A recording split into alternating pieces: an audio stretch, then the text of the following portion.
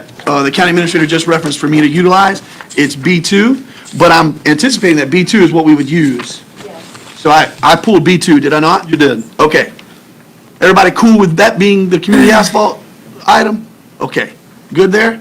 You know what I'm talking about? What's your question? Okay. So I'd like to approve that item. I'd like to ask, unless you have a different plan of action, I'd like to approve a blanket number to get the road work done on County Road 835. The patches just north of Auburn, C&B Farms, right there next to Auburn Road, adjacent, running north-south, especially Right. on that one road. What can we do there, Mr. Parker? Well, as we can do a change order. I don't have a cost estimate for that, but I was fixing to put out another miscellaneous resurfacing bid for that section of 835 and some other areas in the county, because this, a new one going out to bid, period. But if you want to go ahead and do a change order, I'd we like to can do that. I'd like to do a CO right now. I'd like to make it a blanket number of 50K. And do you think the budget will hold that? And then as Yeah. it needs to come back, I think it's going to be way under that number Right. to We- do that well, we- patch and all that. But I'd love to know your professional opinion. I would like, I don't want to wait for the advertisement. You and I Okay. both know contractors move at the speed of light, and we can as I would well prefer to whenever we go, have this option in I front of us. prefer to go 75,000, Okay? and then, and I can get the prices and we can go to town and do it. Mr. Chair, it's a definite safety hazard. The volume of our constituents that travel that road to get to work, to and from, and then the farm traffic, and then people that aren't our constituents that are going to work at the C-139 basin, it's a ton of folks every morning. It looks like a superhighway coming by my office every morning. I'd like to have the board to support this. Weren't they supposed to do some work on there this past weekend? Not all, they're not our contractor, OHL. They did the last emergency road repairs that we were staff. doing. Our staff was doing some, but he's talking about going through recapping that with asphalt. Okay. Probably about 3 years, where It's pretty bad. it's been really bad. But Road and Bridge has done a very good job, in my opinion, of going in and patching here and there, but I mean, it's It bad. just needs to be overlaid. Yeah. Yeah, second motion. Got a motion by Commissioner Turner, second by Commissioner Harris. Any further discussion? All those in favor? Aye. Opposed, motion carries. Thank you very much, Board. And then the next item that I had on the paper agenda was C1 on the online one that we're referencing. I said it. D1, yes, ma'am. I wanted to ask, is Ms. Gatson here with us tonight? No? Okay. I think then it would probably be appropriate for Ms. Embledge. We're asking for, and we had an update to this on the consent for a change order number 4 at 1225 Harlem Academy Avenue. This was bid in December. It was a re-roof, correct? And they're going through and they're wanting a plumbing shut off. It just seems to me, the ductwork and all that stuff, I was just wanting to know, as it relates to this project being completed, we're bearing down on December, and what's the holdup? And then I'd like to ask too, how long would it take for you to get us that list? I asked back in August, they had a meeting with Antonio Jenkins and our staff, and on the 5 trailers that were associated being Yes. put in that Superior Contracting we're Right. getting ready to install.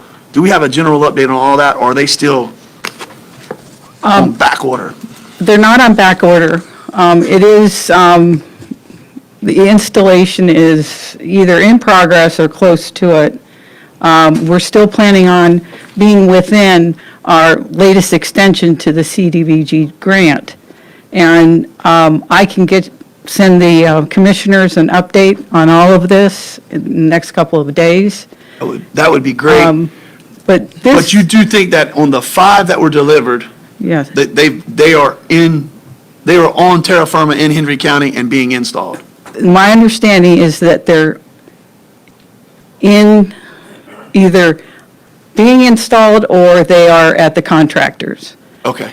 That's the latest that I know. But again, I will confirm exactly where all of them are because they may have just received a few of them Yes, ma'am. and I could be speaking out of turn. I know in the warrant report we just signed that there's payments to Superior Contracting of $23,000 apiece, so that's going through. And then some of them, I think they had to redo the permits because of the date, so Right, yeah, absolutely. they already, Yes. they already in action, they just had to Right. redo, because I emailed some things out for them. Mhm. So they they just had to redo some, the line up with Right. the permits, the dates. Yes. Did not coincide. but Right. now it's moving forward. Yes. Well, I'd love to have an accurate Yeah. assessment of where they are. Sure. And see where they're moving, and then, when do you anticipate this will be finished when we approve this change order? Do we know that? This change order, I don't have an ETA on it, but I'll be glad to get it to you as well. I'm just wondering, if the roof is already done, and then they're wanting to do this ductwork, or this is just a stall tactic by the contractor. Not at all. Okay. Some of this was found, I'll say, after the previous repairs were done, and especially the main turnoff valve for at the house was a requirement of our building inspectors, because there was never one on the house. So there's a little bit of new things coming along that were found to be needing repair, and since it was within the amount we're allowed to provide that, we went ahead and allowed the change orders, or brought them before you. Yep, I just go back to, I think this is referencing the main turnoff for the water to the house, right? That's part of it. Yeah. And then the duct, Ductwork is up top. Yes. As you're getting into, it has, in the exhibit, you can read it. And I don't see how the two correlate to a re-roof. that's where I'm not sure what you're referring to. So that's where I get into, So originally, I don't think even back in December, it had anything to do with the roof. It had to do with bathroom work. Remember, this is the one that I brought up, the storage pod being Right. $1,100 for a 30-day job, and now we are on the 10th month. well, see, and all of those things cost us money. Right. Is what I'm driving at, Commissioner Iglesias. And I remember vividly you talking about that. And so, what should be a new AC, tile floors, bathroom, and a handful of other things in a 6 to 8 month window is now bearing down on 14 months, is what it looks like. But it's safe to say that this work is being added to the original scope of work. And Yes. that's what the issue is. That's correct. But I can't imagine it takes this many months for that. Right. Found. Yes, for that assessment to be found. And so I'm just dying to know, is it Antonio Jenkins? Is it our staff? Is it, who is it that's not drilling in on this and getting a punch list prepared, or getting, the item of, this is what you have to do from A to Z to complete this? Right. That was the original complaint I had, if you remember back when I said whoever our Yeah. contractor is, when they go in and they set a scope of work, if I'm inspecting a house, I'm going to inspect from the ground to the roof. I should know if there's no shut-off. I should know if there's Remember, ductwork. we There's no pulled one layer electrical. back and we had a change order. But every time we turn around, there's change orders. That's the reason I Yes. ask, who is our inspector? Who's doing this job? Obviously, he's doing this job about 5 times when it should be done once. Again, we're here a year later and we're still talking about the same thing. So we really need to look at who's actually looking at our properties. Yeah, Is and the second person, Ms. Margaret, is it, are we still dealing with the person? We're still using Guardian, and just as a reminder, Servium, their contract has been terminated. terminated, thank you, because they weren't able to perform, so we're going out for another RFP for ship assistance. But I can only tell you that I agree that this is an example, and it's probably one of the toughest properties that we've had to deal with because of all the changes that had to occur. Some of it was related to the contractor, some of it was related to the scope of work that was first done, and we're kind of stuck right now. I don't disagree with that. I understand we've essentially signed a contract, and we need to keep the marriage moving forward. What I would love to see from staff, and I requested this back in December of last year, I believe it was, and I've requested it at least one other time. You've sent me kind of what I'm looking for, and I don't need it just for me. I want the whole board to see, we've had 5 of these projects or 9 of these projects. I'm also a big proponent of, I think we need to put language in there that says, if we're taking a manufactured home out, it needs to be a manufactured home that goes back in. If we're taking I don't know what a house trailer is called, but if we're taking a single wide out or a double wide out, we need to be challenging the constituent that is getting free money. Is it inappropriate to say free money? Is that wrong? Well, It's not wrong, is it? It's not wrong after Okay, so- 5 years. Okay, so the constituent that's getting a grant from the county, I think we need to challenge them to try to build a site-built home. You know, obviously materials are going up right now, but they've also stabilized a little bit. Lumber's down. Some of the, you know, aggregate is down a little bit. And so I just think that we need to challenge that, to put that into writing from a policy standpoint, because that's going to build our tax base. The house trailer is not going to. Actually, the money, this is a home, the money that was put into this home could have built a house. Yes, ma'am. Because we had bad players in the beginning, they're just trying to go in and fix what was broke. Yes, Yeah. ma'am. You know, so we're trying to correct some things. So Right. moving forward, we know that we was reaching out for Right. the guardianship to be a different Well, party. let me, you know, remind you that we had amended our LHAP, which is our Did it a couple guidelines. And we have allowed us to do one home per funding cycle that's a site-built home for up to $150,000 for the full cost of the home.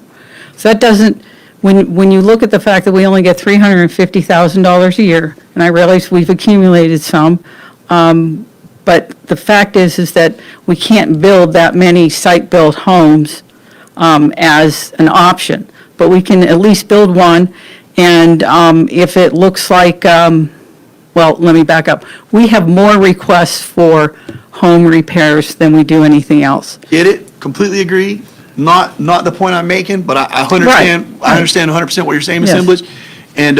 And, you know, I applaud our efforts with staff's, you know, recommendation to pick those numbers up so that we can do more Right. and be within a threshold. I do remember Commissioner Wills, though, and I having a very healthy conversation about, you know, we need to not worry so much about always using that lowest contractor and, you know, and throwing out the highest contractor. I think we need to use people that are going to perform. And so that gets back to the list that I'm wanting to see prepared. So, you know, the poor performers are going to rise to the top, if you will. And you're going to be able to get them out and put them on a Right. no-bid list. Right. Or the good performers are going to be able to show out, and you know, those are going to be the people that you routinely want to award to. And we've already started Yes, ma'am. So the approaching it that 350 you way. can spend on repair work, Well, with the upgrades. 150 we could use for repairs, but because this was recently amended to allow us to do a site-built home, What can you build for 150? well, I've confirmed that with at least two of our builders in town, that they're able to provide, to build a home for $150,000. Bedroom? No, that'd be a 3-2. It's a Yes. small 3-2. Yes. Right, yeah, right, you're right. Mark made a good point. It's, you know, the land's already there, and so that takes out a good chunk of what it would normally cost. But then I'm just going to go with our annual $350,000, that leaves you with $200,000 for repairs on various other properties. So like on your contractors, do they have a contract with a finished date on it? It's typically, they do have some finish date, but now, and keep in mind that the contract in these instances is actually between the homeowner and the contractor.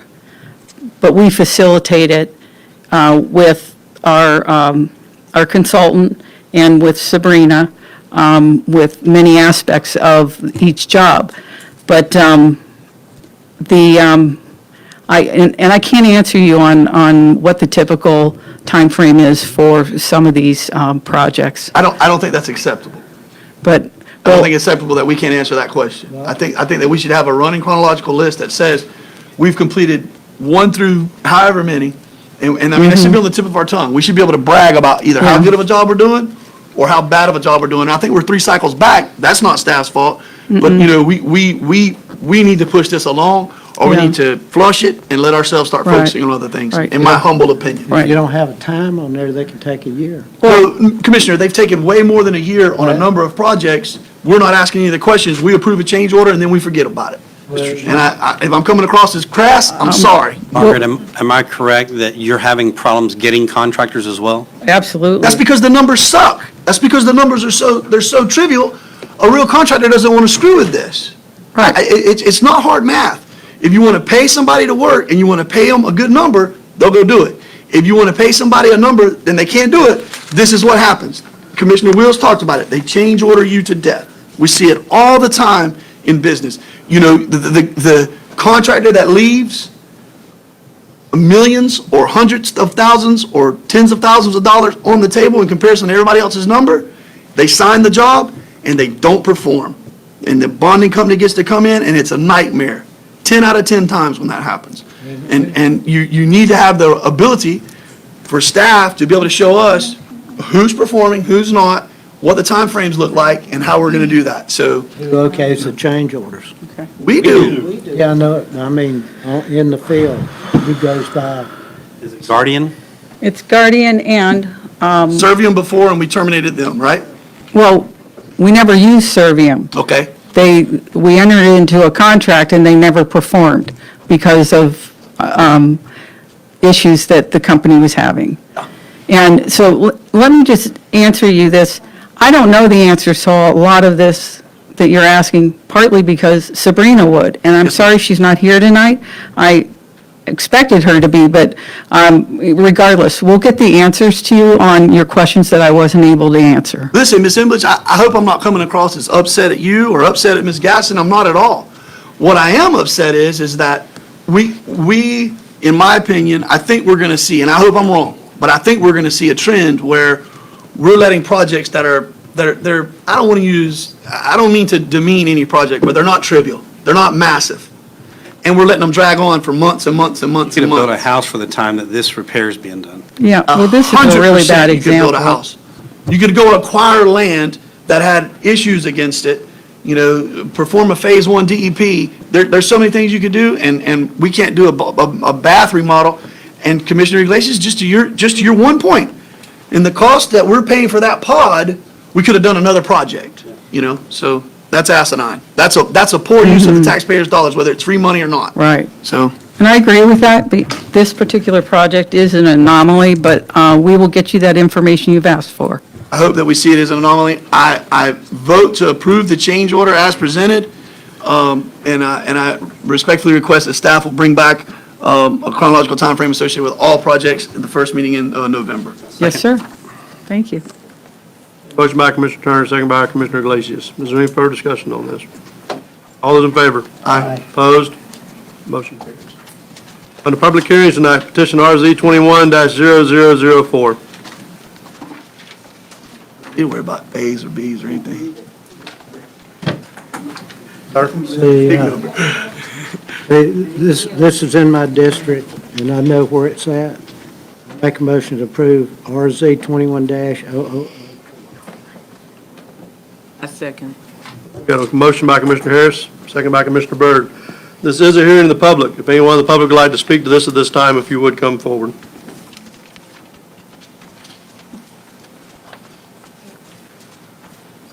Seeing none, is there any further discussion on the board? That's right. All those in favor? Aye. Opposed? Motion carries. Thank you. B, yes ma'am, petition SC 21-0002. I figured I'd just stay up here. Yeah, just stick around. So for the record, Katie Wellner, County Planner. The special exception application is an amendment to two existing special exception approvals that affect the subject properties to allow the construction of 10 additional farm worker housing units on the West St. Lucie Farms properties. No changes will be made to the entitlements of the other properties included in the previous approvals. The subject property is 937 acres and currently contains 13 manufactured and 1 site-built farm worker housing unit. The applicant is proposing 10 additional site-built homes for farm management in the southwestern corner of the property. Based on the information in the application, the proposed special exception is consistent with the Comprehensive Plan, Land Development Code, and all other applicable regulations. The LPA unanimously motioned to recommend approval at the October 13th meeting. Staff also recommends that the Board of County Commissioners approve petition SE 21-0002 with the conditions listed in the staff report. However, I have one change to that. The applicant has requested that condition number 3 allow a 20-foot farm road instead of a 24-foot farm road. Staff has discussed this request and has no objection as long as emergency vehicles will have adequate access. Okay. And the applicant has agreed to all the other conditions. All right, Mr. Chair, thank you very much, ma'am. I make a motion to approve item SE 21-0002. I'll second. By Commissioner Turner, second by Commissioner Iglesias. This is also here to the public. If anyone would like to speak to this at this time. Any further discussion on the board? All those in favor? Aye. Opposed? Motion carries. C, petition CPA 20-0006. I make a motion to approve CPA 20-0006. Motion by Commissioner Harris, second by Commissioner Byrd. This is also a hearing to the public. Would anyone like to speak to this at this time? Any discussion on the board? All those in favor? Aye. Opposed? Motion carries. Thank you. RZ 20-0008.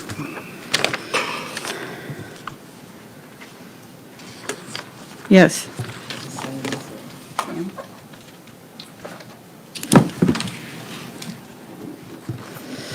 Yes, Commissioners, this is the PUD rezoning for the old Florida RV. It's associated with the comp plan amendment that you just recommended approval of. The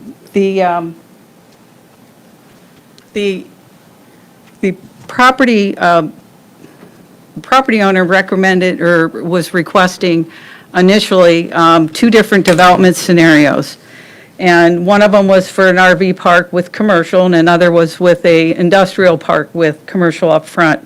At the LPA hearing on August 11th, the LPA had concerns regarding the dual development scenarios and the Townsend Canal Grade right-of-way purchase. There was also 3 public speakers who had concerns regarding lighting, buffering, noise, and impacts to Townsend Canal Grade. The LPA had recommended 6-0 to deny the petition. Based on the local planning agency concerns and the public's comments, the applicant has withdrawn the light industrial park option and has revised their master concept plan. We also have revised the conditions, recommended conditions of approval. I've reviewed these with the applicant, and they're in agreement with the conditions. Chair, Yes, sir. I make a motion to approve RZ 20-0008. Second. By Commissioner Harris, second by Commissioner Turner. This is also a hearing to the public. Would anyone like to speak to this at this time? Oops. I put it, I'm not, there you go. Go ahead and turn that off if you want. Good evening. For the record, Brock Abujaudi. I am a Lee County resident adjacent to this property. And I appreciate all the effort that staff put into the modifications to the amendment, to the conditions. I got just 3 questions. One is, did we not want to have dark sky lighting? I was going to make that in discussion. I was going to make that part of my motion, Okay. Mr. Chair. Yes, sir. It mentions it for like a sentence. There's some reference towards it. I could find it.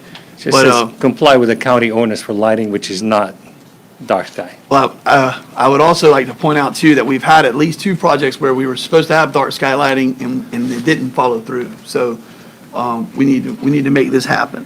So Got that, Margaret? Pardon me? We add that? You're welcome to do that. We have in a condition, I'll find it. You don't have that It's covered? number 8. Condition number 8 refers to both our land development code lighting requirements and the requirements of the State Road 80 overlay, which requires lighting that is shielded and is turned down, and you're not allowed to have the spillage onto adjacent properties, and it's about as dark skies as you can get out without calling it dark skies, as far as I'm concerned. But if it would make, things more clear, or if you would like, we can add in the language that specifically says that they have to meet the dark skies requirements. I'd like to put that in, Mr. Chair. I'm worried about the sea turtles nesting, and I don't want that. That's Going good. back- I'd like to add that to my motion. Before we move on, one of the questions was asked about the RTVs coming in. How will we keep them from coming in to destroying the property? I'm looking at one of the questions, if I'm on the right page. Not concerning just the light, but they was concerned about the ATVs coming in. ATVs are tearing it up out there now on the Hendry County side. We can't get the sheriff's department there because we're trying to get a road through there, just saying. Right now, they have a big problem, all that area out there. The more we get developed, the more we start getting folks living out there, the less we're gonna have of that going on. Yeah. Come from all over the place, but by the time our deputies get around, go through Lehigh to get there, they're gone, of course, so. Well, talk about RTVs. Well, I just want to acknowledge that. I just Shall want to we? acknowledge Right, right. Well, that again, Ms. Catherine was concerned about that. But you're right, the more they're developed, the less it'll be a problem, so. Two more issues? Two more.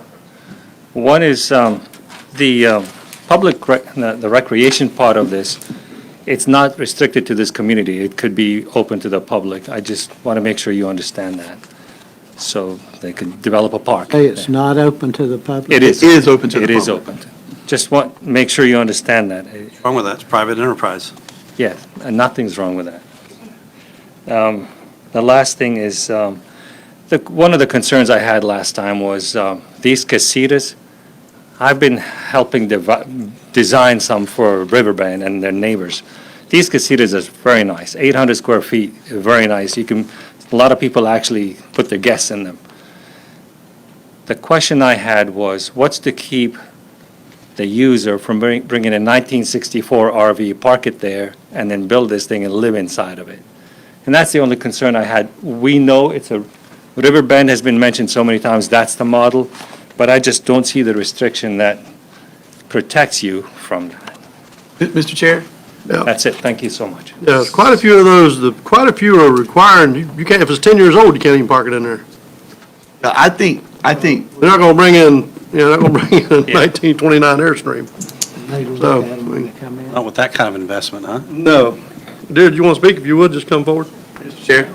Yes, sir. That's what, I was thinking that it's time, I don't know when it's appropriate for the applicant to answer that specific question, but from their business model, I mean, I don't want to get into telling them who can and cannot come through their doors, but at the same time, I can't imagine somebody making this kind of an investment and then Not more allowing selective. for, yes, so.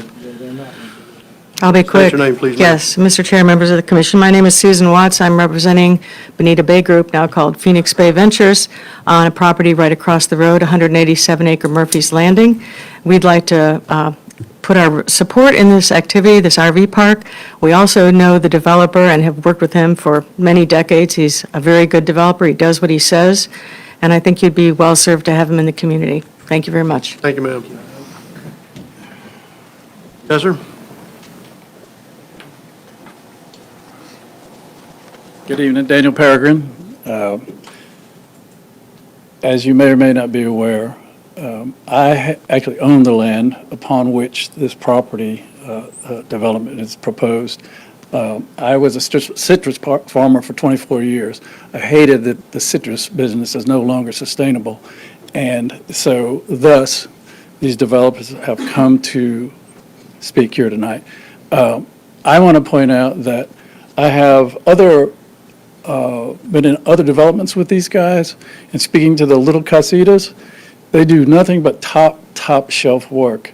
They build the best there is, and I wouldn't have sold this property to them if I had thought anything else would have been placed on that property. I love LaBelle, and I love what's going on, and I wish nothing but success for everybody. So I just want to put that 2 cents in. Thank you.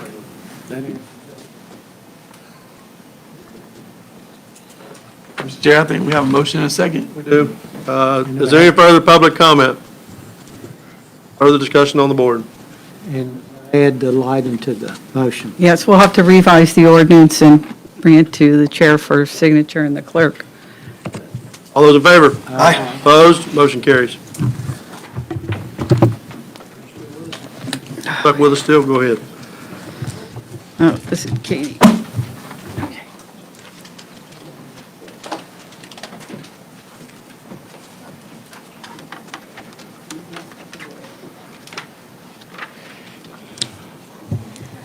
All right, again, for the record, Katie Wellner, County Planner.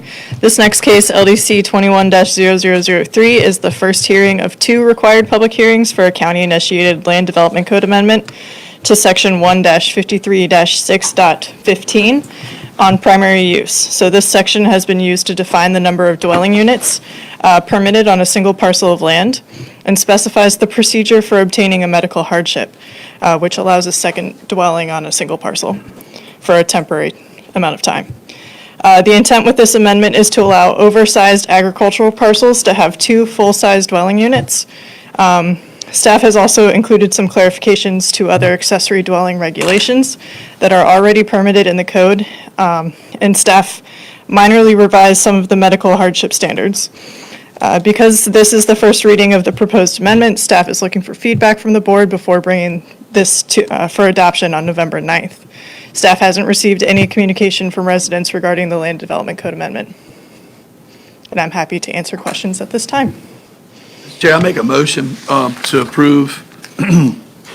Wait, we don't need to make a motion. We just need to hear it. So first reading, but I think this is cleaning up some stuff, and I'm excited that we're moving forward with this. This is a public hearing. Would anyone like to speak to this before we move forward? All right, thank you, ma'am.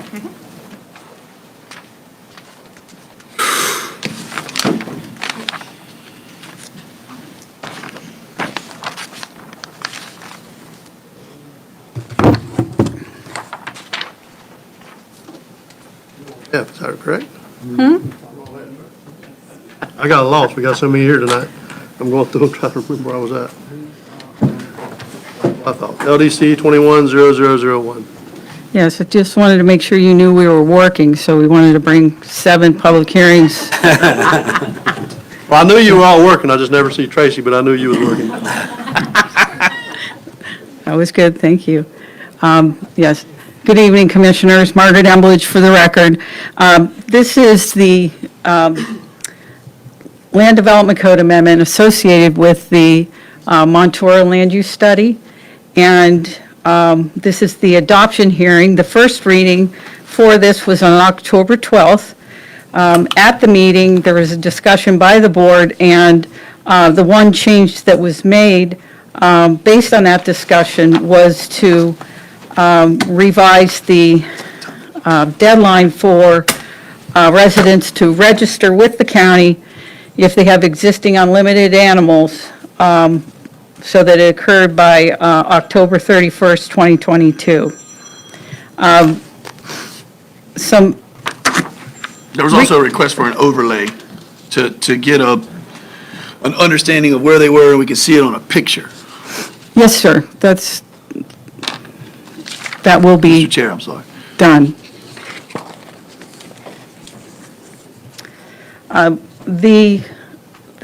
The focus of this particular land development code is the creation of a new section for the rural residential farm zoning district.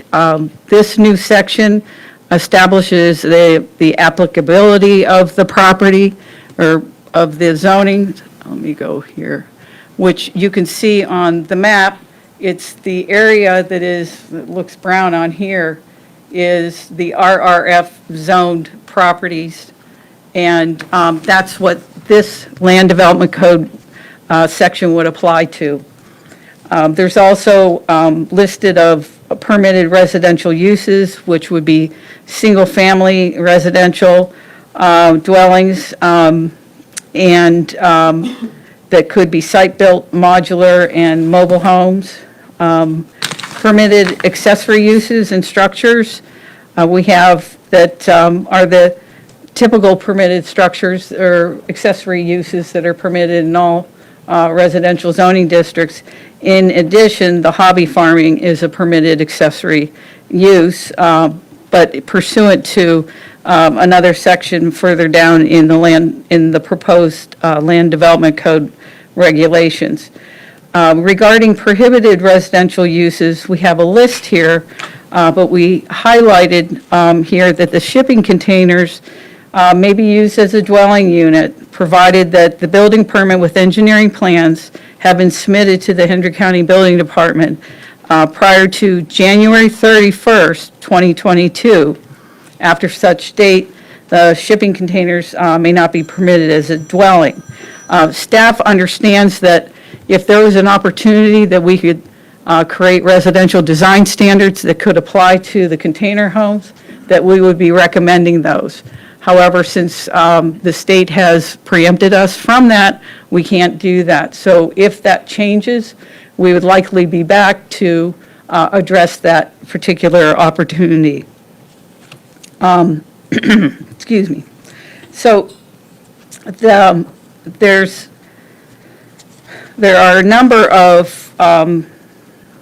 sections in this new RRF section that deal with development standards such as access, drainage, and residential uses. Excuse me, I'm getting dry mouth. And then regarding the number of animals that would be permitted on a hobby farm for new residences. And we also have created as I mentioned earlier, of the registering and allowing for basically a grandfathering of the existing farms that have unlimited animals as long as they register with the county. I don't have anything further to add at this time. I'm open for questions I'm sorry, I do have one more thing to add. Let me get there. So, I wanted to highlight our public input. And you've heard this before, but I'm going to repeat some of it. We've had 8 community outreach meetings from November 2019 through May 2021. We've had surveys, excuse me, let me get some water.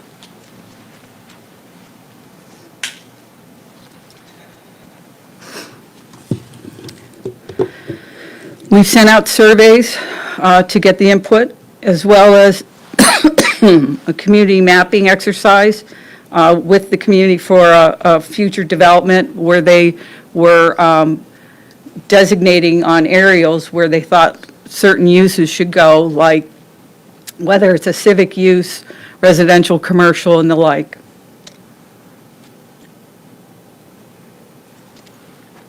On July 14th, we had a public meeting before the LPA for both the comprehensive plan and, excuse me. Sorry, I'm talking too much. Can I just point?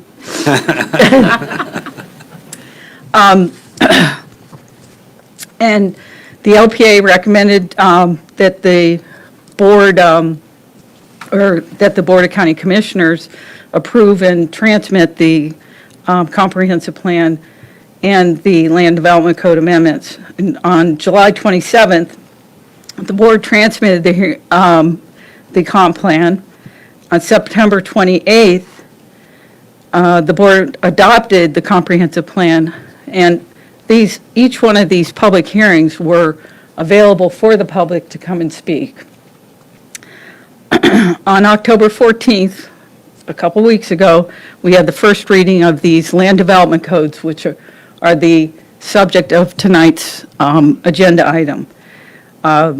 As you know, we have received several emails since last week from interested parties. The board has been provided copies by email, and also I provided you with a paper copy that were given to you this evening. Staff,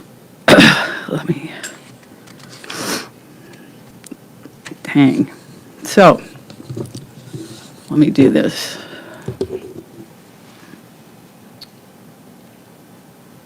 So staff's recommending that the board conduct a public hearing and adopt the proposed ordinance with the Land Development Code amendments per the attached ordinance. And I'm available for any questions. I know that this has a lot of background to it, and I'm happy to answer any of that. And I know that there's a number of folks that are wishing to speak. And if you have any questions after that, I'm available. Okay? Comment by board, we ready for public comment? Public comment. Ready. Ismael Ramos, I'm gonna try to do the best I can on these names. If I mess it up, forgive me, so. If it was Ramos or Ramos, so. Ramos, it's fine. How y'all doing today? State your name, please, sir. Ishmael Ramos, for the record. The Montero community feels like we're not being represented properly, and also that our input was not valid in the decisions and in the whole process of this. Over 90% of the Montero residents oppose of this land study and are very against it. I don't want to let my personal feelings in, so I'm just going to state facts. The Montero community is upside down right now. We feel like no matter what we say in those meetings, none of it was valid. And not only that, if you continue to go forward, we feel like our basic property rights are going to be violated. And that's just something I want y'all to really look into, that over 90% of the community is against this. So I hope y'all make that decision based on what the community wants and not anybody's personal agenda or anything like that. That's all I had to say. Thank you. All right, thank you. Valentine?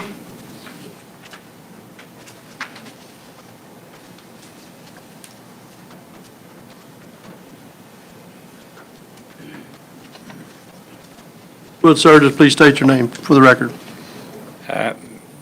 My name is Valentine Tons. I am living in Montura. My address is 545 North Isora Street. I'm very happy because I have an opportunity to address myself to the committee. So I live in Montura now from 2016.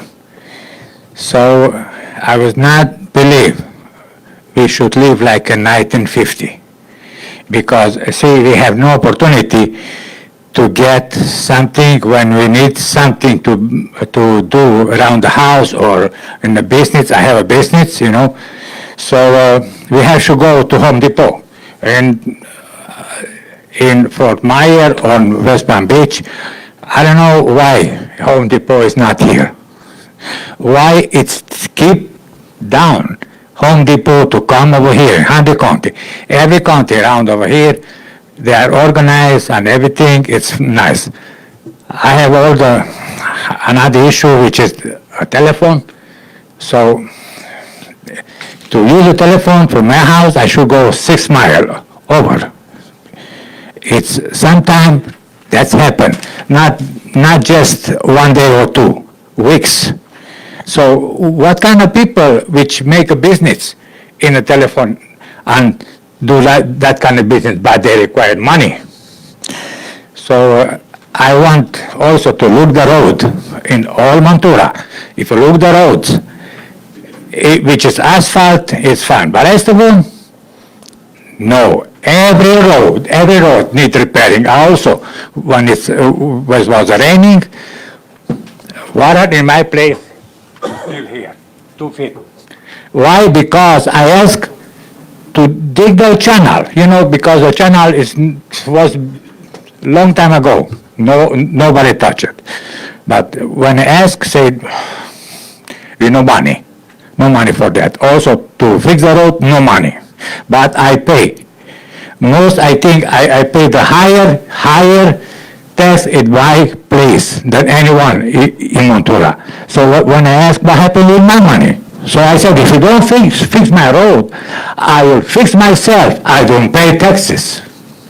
I said, no, you cannot do that. So you are here, make decision. Please, in behalf of our people, which is there. I am I am over there now almost 5 years, so just I wish something happened. When you was elected and another gentleman was elected, we talk about it and nothing happened. So I was thinking I have opportunity now to come to issue my things, so make a decision. Because we need Home Depot, like anything else, because to drive from here, to go to buy something in Ace Harbor, it's a higher price, almost double price. So everywhere when you go over here, because there's no Home Depot around, people take advantage on us. That's why I said we live like in 50, because nobody care. Now, please care for us. All right, sir, thank you. Sharon Martino?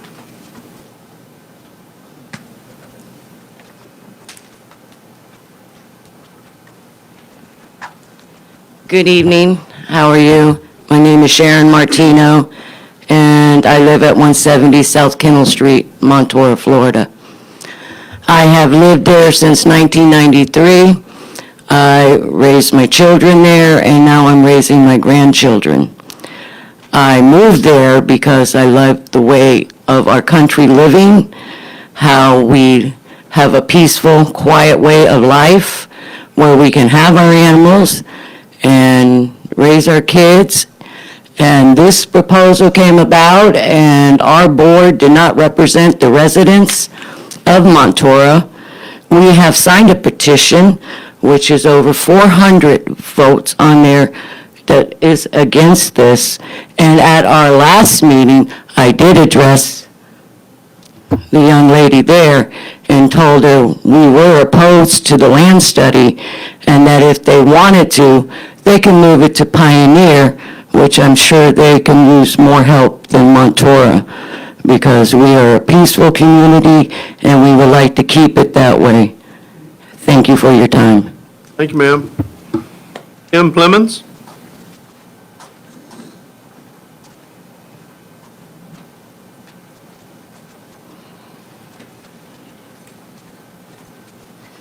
Hello. My name is Kim Clemens. I live at 648 Horse Club Avenue. I'm a Montour Ranch Estate resident, and I request that the Hendry County Board of Commissioners withdraw their application to amend the zoning in Montour Ranch Estates. This is a minority community, and most residents don't understand these changes. Most don't speak English. They have tried in their own way during these meetings to express their opposition to the rezoning, but all of their voices are ignored. Montour residents feel that these changes are being forced upon us, and we feel that these changes are harmful to our community and our way of life. And I just request that you not go forward with this, out of respect for a huge minority community that is very scared about these changes. Thank you. Ma'am. Susan Watts?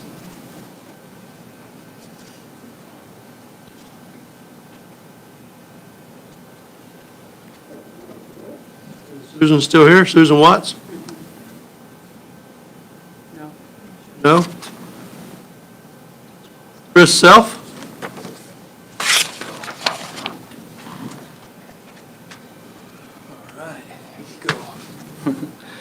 Good afternoon. My name is Chris Self. I've been a resident in Montour for 36 years, born and raised in Montour. We own Maryland's General Store. It's been around for 40 years, too. One of the things that I want to bring up is that 65% of our taxes that we pay goes to Hendry County. 35% stays within Montour, which is our non-ad valorem taxes. And I feel that this study is not really to benefit Montour. I know animals has always been a really big issue on the well-being of animals, but there's already laws in place for that. So if the issue is with the animals, then, Hendry County has to do whatever they have to do as far as the animals. And the other thing is that with this new zoning and stuff, I can see it being beneficial to Hendry County for new people to come in, because every home that's built, 65% of the taxes is going to go to Hendry County, not us. We're going to get 35%. And, I mean, we have a huge issue with roads and drainage as it is now. Residents of Monterey did not ask us, Mr. Turner, whenever you went to the meeting, you spoke with the board and you presented it to them, and they went along with it. Problem is that Central County Water Control District does not speak on behalf of the public as far as this land study, because all Central County is responsible for is roads, drainage, and recreation.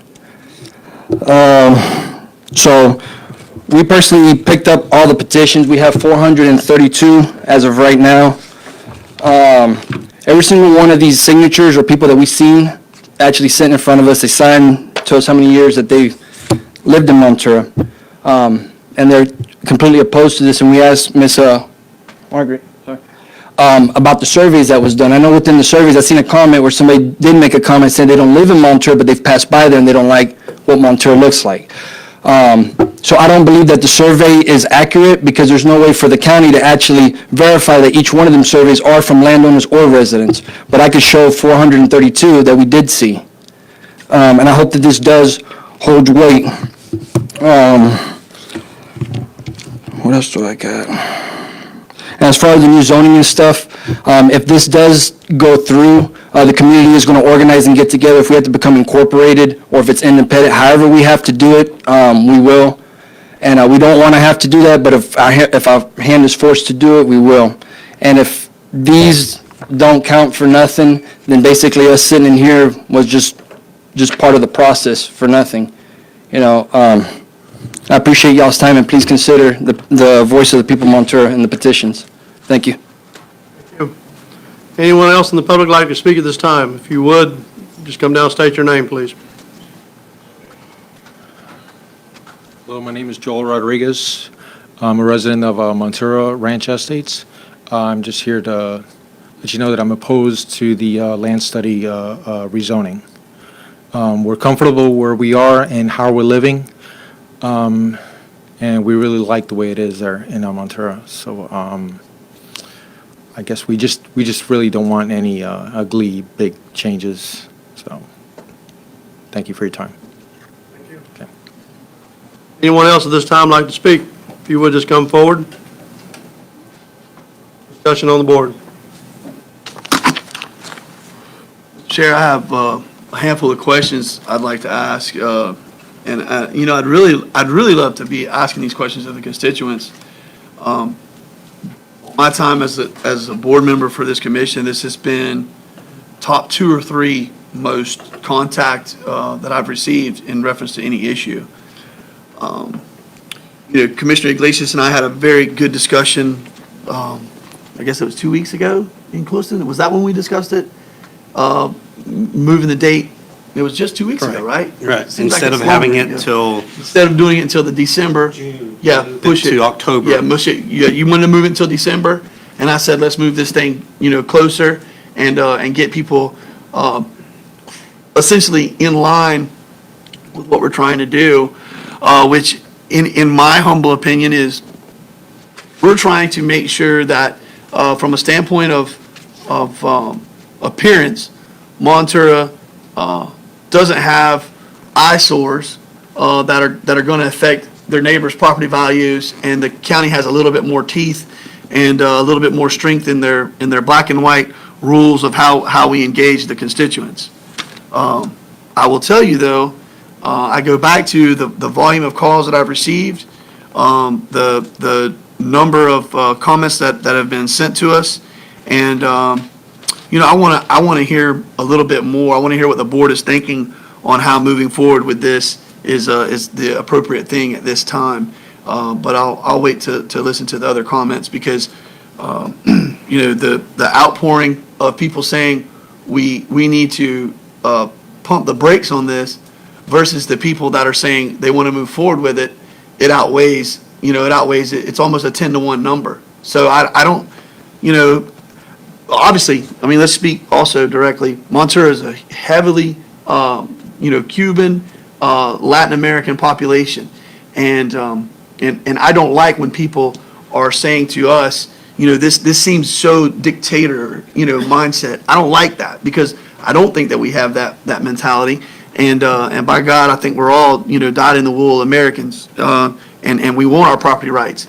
But that's a tough line, because when you're sitting there and your neighbor is letting their place go to hell in a handbag, you got property rights too, So how do you weigh that out? I'm interested to see what y'all think. Mr. Self brings up the fact that I went to the Central County Water Drainage District Board meeting and spoke and represented this board. Commissioner Glaze, I don't think you were elected yet. I'm This pretty process- sure Commissioner Swindle was in your This seat. process started a year before I even Yes, sir. got on the board. And, I went there, Ms. Embledge and staff had applied for that grant. We were awarded it. I thought Pioneer was going to be, we didn't, we hadn't awarded it. How did that go, Ms. Embledge? Did not get awarded the grant. So that's right, we actually ended up not doing I'm sorry, you're correct, ma'am. We had applied for the same grant that we had done for Wheeler Estates, correct? Wasn't that the play? Yes. And we were not successful in being awarded the grant, but we deemed, from a board perspective, that this was something that was worth our time and effort and energy to move forward. So we found the resources and pushed you all out the door and did that. Thank you for that clarification, Ms. Embledge. I was hoping that it was going to be Pioneer in front of Montura that this happened, simply because I feel that Pioneer doesn't have as many blights, eyesores, issues that we're going to have to deal with. I think Pioneer, from a population perspective, is the volume of people haven't been in Pioneer as long as Montura. So Montura, you have more deeper roots on some of those trees, and so I wanted to see Pioneer go through this and have two examples where we looked at this as a success before we moved forward with it. But I hope that no constituents in Pioneer feel that I misrepresented what I stated. I still think that this has been a great process. Whether we voted up or down, I think this has been a great process because we see where we have some holes, and we need to drill in on some things. So, if you had to say, Carson, where are you at right now? I'm interested to see what y'all have to say, and I'll withhold my comments for right now. So I can tell you, I went to most every one of the land use meetings, even prior to me being elected, and it was a difficult process. I mean, I think our staff worked very hard. I can tell you that what I heard 99.9% of the time is, hey, leave us alone and don't mess with the animals. We need to be grandfathered in. And that, to me, was kind of a trigger point because, just a few months ago, we changed it from we were going to put limitations on everyone that lived out there to grandfathering them in, and then we had changed it a little bit and tweaked it where they did have to go through that permit process. But I think that was Margaret and her team working with the community, and I know the community doesn't think that they were listened to, but I'll be honest with you, they were. You really were, because the intent of the board at that time or the panel was to limit animals on everybody's property. And I wasn't supportive of that because my dad lost 3,300 acres of cane and cattle land in Cuba that was stripped from his bare hands, okay? And all he was given was a Pan Am flight to leave Cuba. And for the Cuban people of Montura to have just the thought of something being taken away from them is a difficult thing. But I don't think this is what that is, and I think they're misunderstanding. They're not taking, you are grandfathered in, they're just permitting the process. It's a difficult, it's not, I don't know what process you went through Wheeler, but it's been, and what disappoints me is at least we have people from the community that are here opposing it. We're the ones here supporting it. Yeah. It's not same as the one that's grandfathered. Right, so if you sell the property, then the new owner would no longer be grandfathered in. And that might need to be something that's looked at, because Mr. Self brought that up, that, he's got a piece of property that has horse stables on it and whatnot. So when he's no longer grandfathered in, he sells that piece of property, that value diminishes because what he utilizes that property for now is not going to go to the new owner. Was that actually what, Mr. Self, I see you shaking your head. Is that actually what you're asking, is that you do not want, you oppose of it, but do you oppose of everything? Yes, ma'am, I do. Here, come up to the podium, Chris. Sorry. And I know you're not just, you're speaking for everybody, but you're not, so. Yes, well, I kind of do, because the 400, I'm sorry, but the 432 that we did gain these signatures from, I do speak for them, because we put in the time to get these. The problem is that it becomes very, and like, I hate to say, I know you hate to say it, but it's like dictatorship. You know, for us to have to register something, it's very intrusive within our private property rights. Mr. Self, I just want to clarify something. I don't think y'all are saying we're dictators. It just, but I think Right, you but the coined it term- very well. Yes, sir. I'm not taking offense to that. You know, it does. It feels Yes, sir. very big brother. Yes, sir, it does. You know what I mean? Yes. And I struggle with our ability as a board to say you're allowed to have 7 horses, not 5, or you're allowed to have 12 and not 15, and so on, you know, and whatever the animal may be. Yes, sir. Because right now, we miss the mark on so many levels anyway. So, you know, our Correct. ability to get in there and do that. I'm proud, and I would ask you this, Michelle, do you think that we have a problem in Montura in any way, shape, or form with blight in some residences? As far as what, Do you think Montura is all peaches and cream and there's no issues? Or do you feel that there are some issues that need to be addressed in well, Montura? there's no community in Hendry County that does not have an issue. Exactly. Now, the thing is you're going to go the least invasive way, or you're going to go the most invasive way? Because think that's a basically, very good within this statement. land study, there's only one way to go. But there's a second option, is no, leave it alone. And that's one thing that's never been brought up. You know, we have, like I said, we picked up 432 signatures. These are people that they range from 15 years, 18 years, 36 years, 38 years, 22 years. And then one of the things that we've learned within picking these up, a lot of people don't know how to read or write, unfortunately, within our community. A lot of people have been raised in Cuba, and they had no education. What they know how to do is live off the land. Some people might not agree with what some stuff looks like, but who are we to tell, you know, somebody else? I understand that there's a difference between a danger to somebody. If there's a little building and if a hurricane comes, it could damage somebody else's house or harm somebody. I understand that. But there's people that they do live from these animals. There's no other way. We're very low income. And a lot of people live off of Social Security. But we're not taking that away. We just want to make sure that the animals are taken care of. Okay, but that's the thing, under whose eye? Because I'm going to tell you about an incident that we did have in Monterey. We did have animal control go to a gentleman's house, and they stole his animals. Okay, a 500-page investigation was done by CPD, and then animal control stole the guy's animals. It resulted in an $85,000 lawsuit that I'm glad I had the honor to help the guy get. Okay, but Close Animal Control had to take the hit, not Hendry County. That's one. How many more do we have to go through? And it all comes back down to how somebody feels about certain things. You might have an animal a certain way, you might not like it. Anybody looks at a greyhound, it's a skinny dog, naturally. Somebody else might say that, he looks sick. Arrest that person, take it from him. And unfortunately, you know, some people don't get down to the facts because they let their emotions play, you know, bigger roles. You know, I get it, we need to take care of our animals, but in another sense, there's already laws in place to take care of that. We had our horse taken away, she was 25 years old, missing teeth. Hendry County Sheriff Department, Ag Department came and took the horse, trying to load her up, killed the horse. Mr. Charles White was the one that did it. We never went after him. We should have. But that's what we had to go through. So, I mean, we've been oppressed a lot in Monterey. We don't even have representation from even our board members. You know, we don't have to deal much with this board.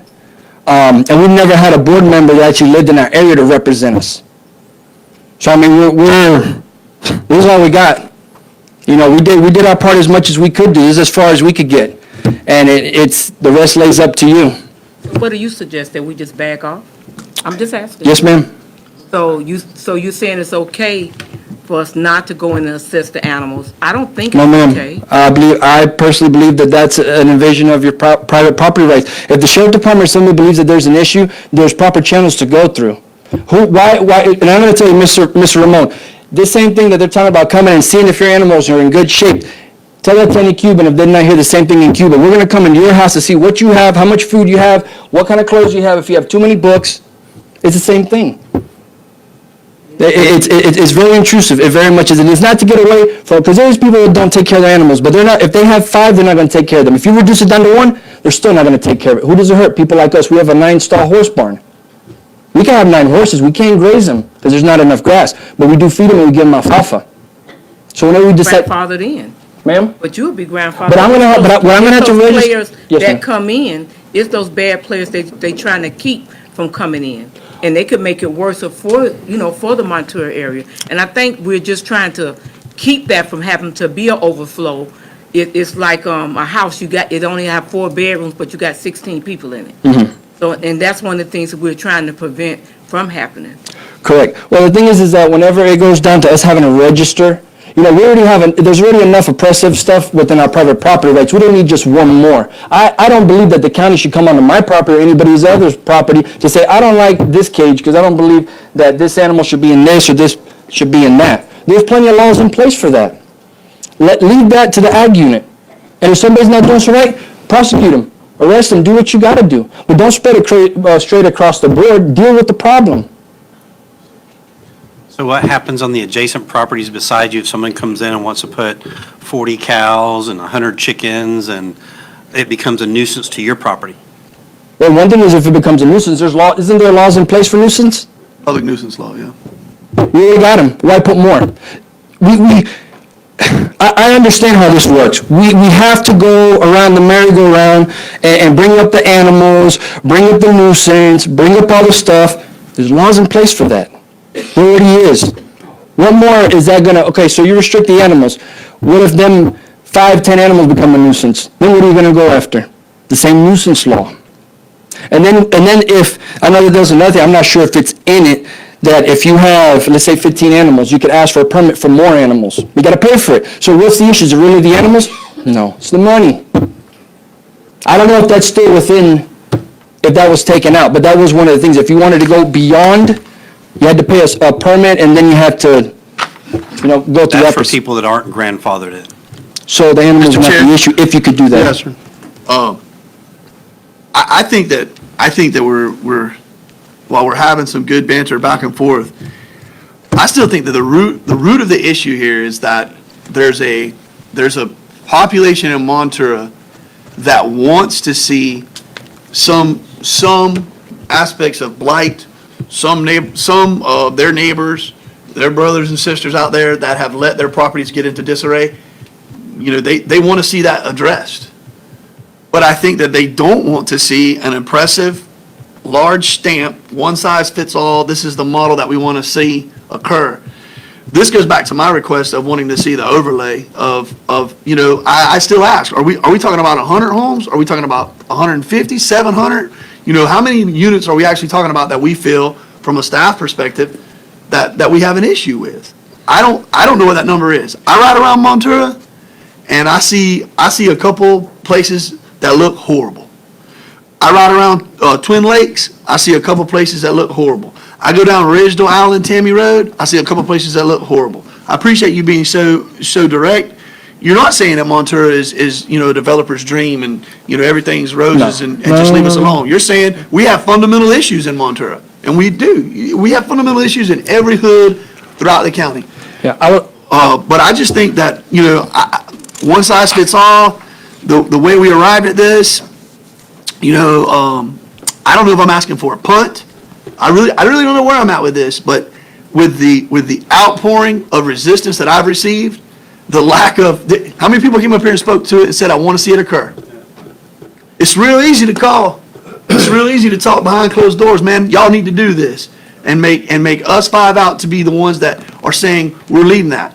But when I have a number of constituents, and like I said, top 2 or 3 issue, far and away, the volume of text and the volume of calls that I received and the volume of emails that we've all received, I'm impressed with what I see, and I think it's democracy in action. So I'm excited about this. I think we do need to revisit, because I did have calls that they wanted, they was not opposed, but I had no one to come to me and tell me they was opposed. Yes, ma'am.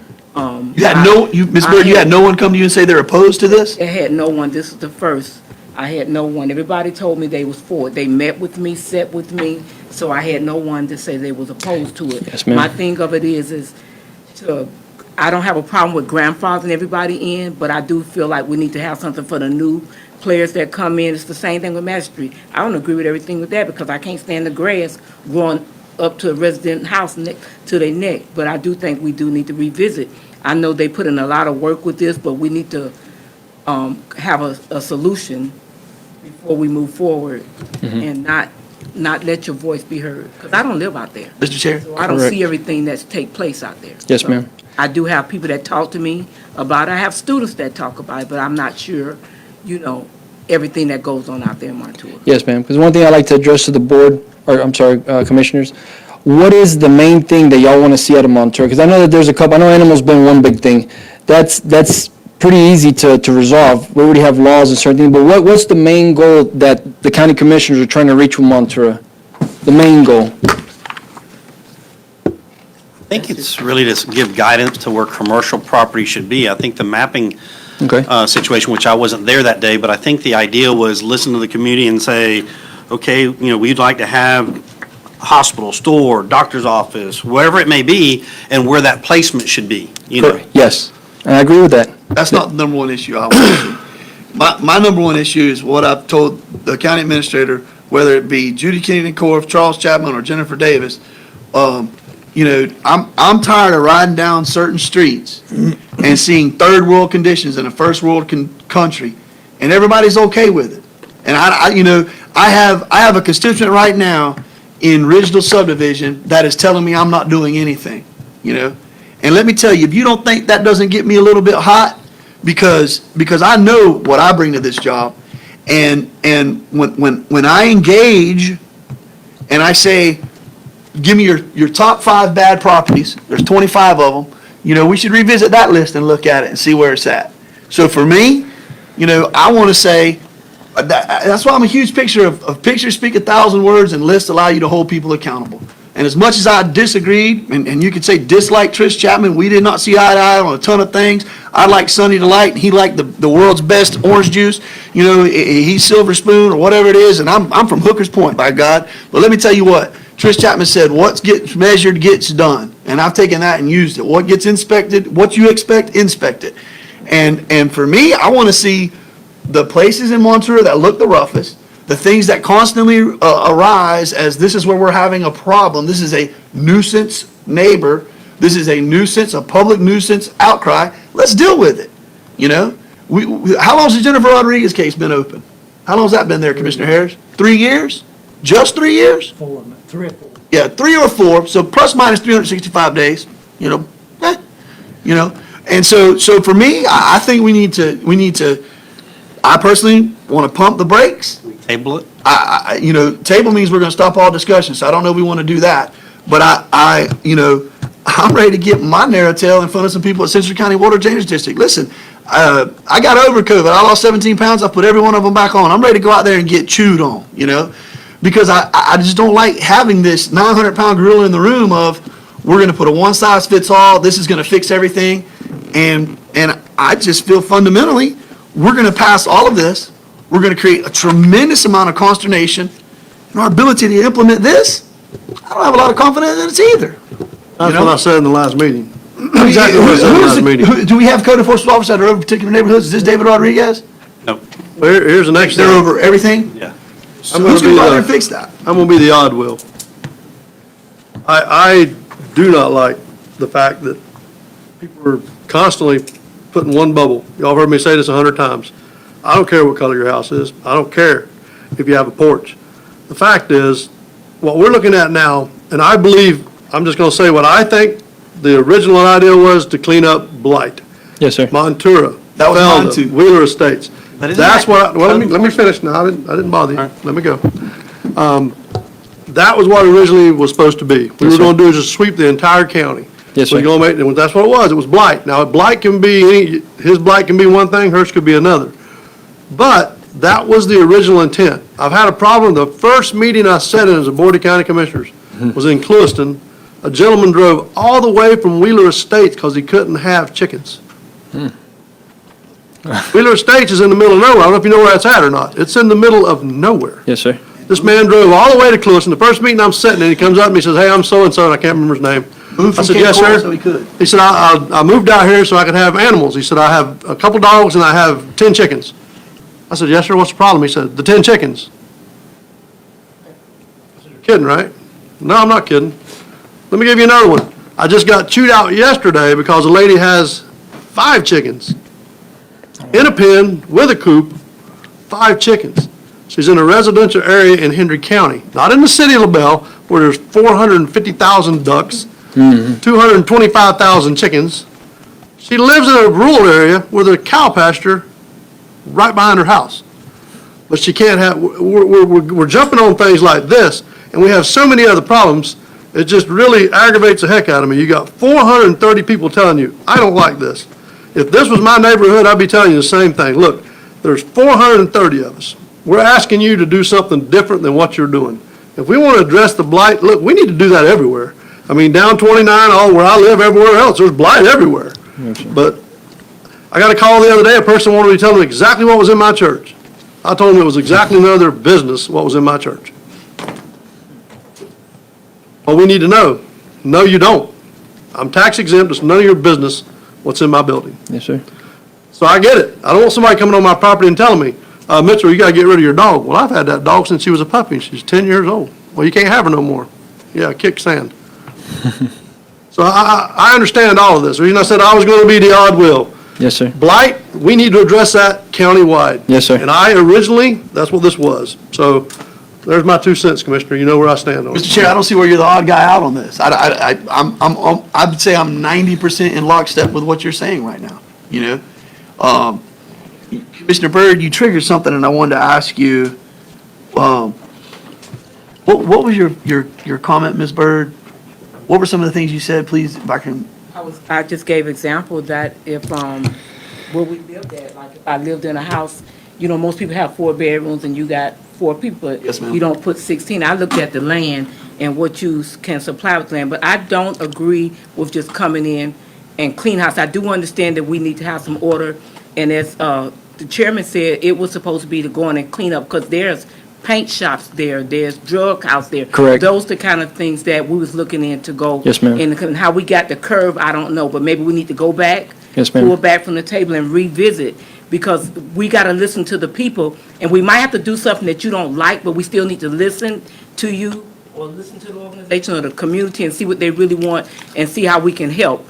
I feel like when we have a problem, we need to have a solution. If we don't have a solution, Correct. I don't think we need to move on the problem. Correct. So that's how I feel. When they talk about certain things, like Yes, ma'am. I was talking about the grass, I don't like magistry, because I don't like when I stay next door. I have people right now calling me because the grass is up to their neck, because we have a policy now that they don't cut it till they go here, here, and there. And then at this time, if it's rainy season, Yes, it's to your ma'am. neck. So I just think we need to relook it. Yes, Go ma'am. back in and clean up the problems that's there. Correct. And come up with a solution before we move on and attack the whole community. So that's really. Yes, ma'am, I appreciate how it. feel. You guys started the land use study with what it sounds like to me is that what your intent wasn't the land use study, the intent was code enforcement. That's exactly what I thought it was started out as, code enforcement. Was that not correct? If I'm wrong, just tell me. It's fine. Before my time, so I don't know. I may point just a couple items out. Most of the parcels out there are 1.25 acres. One of the big issues, we're talking about blight. Of course, we have to start somewhere.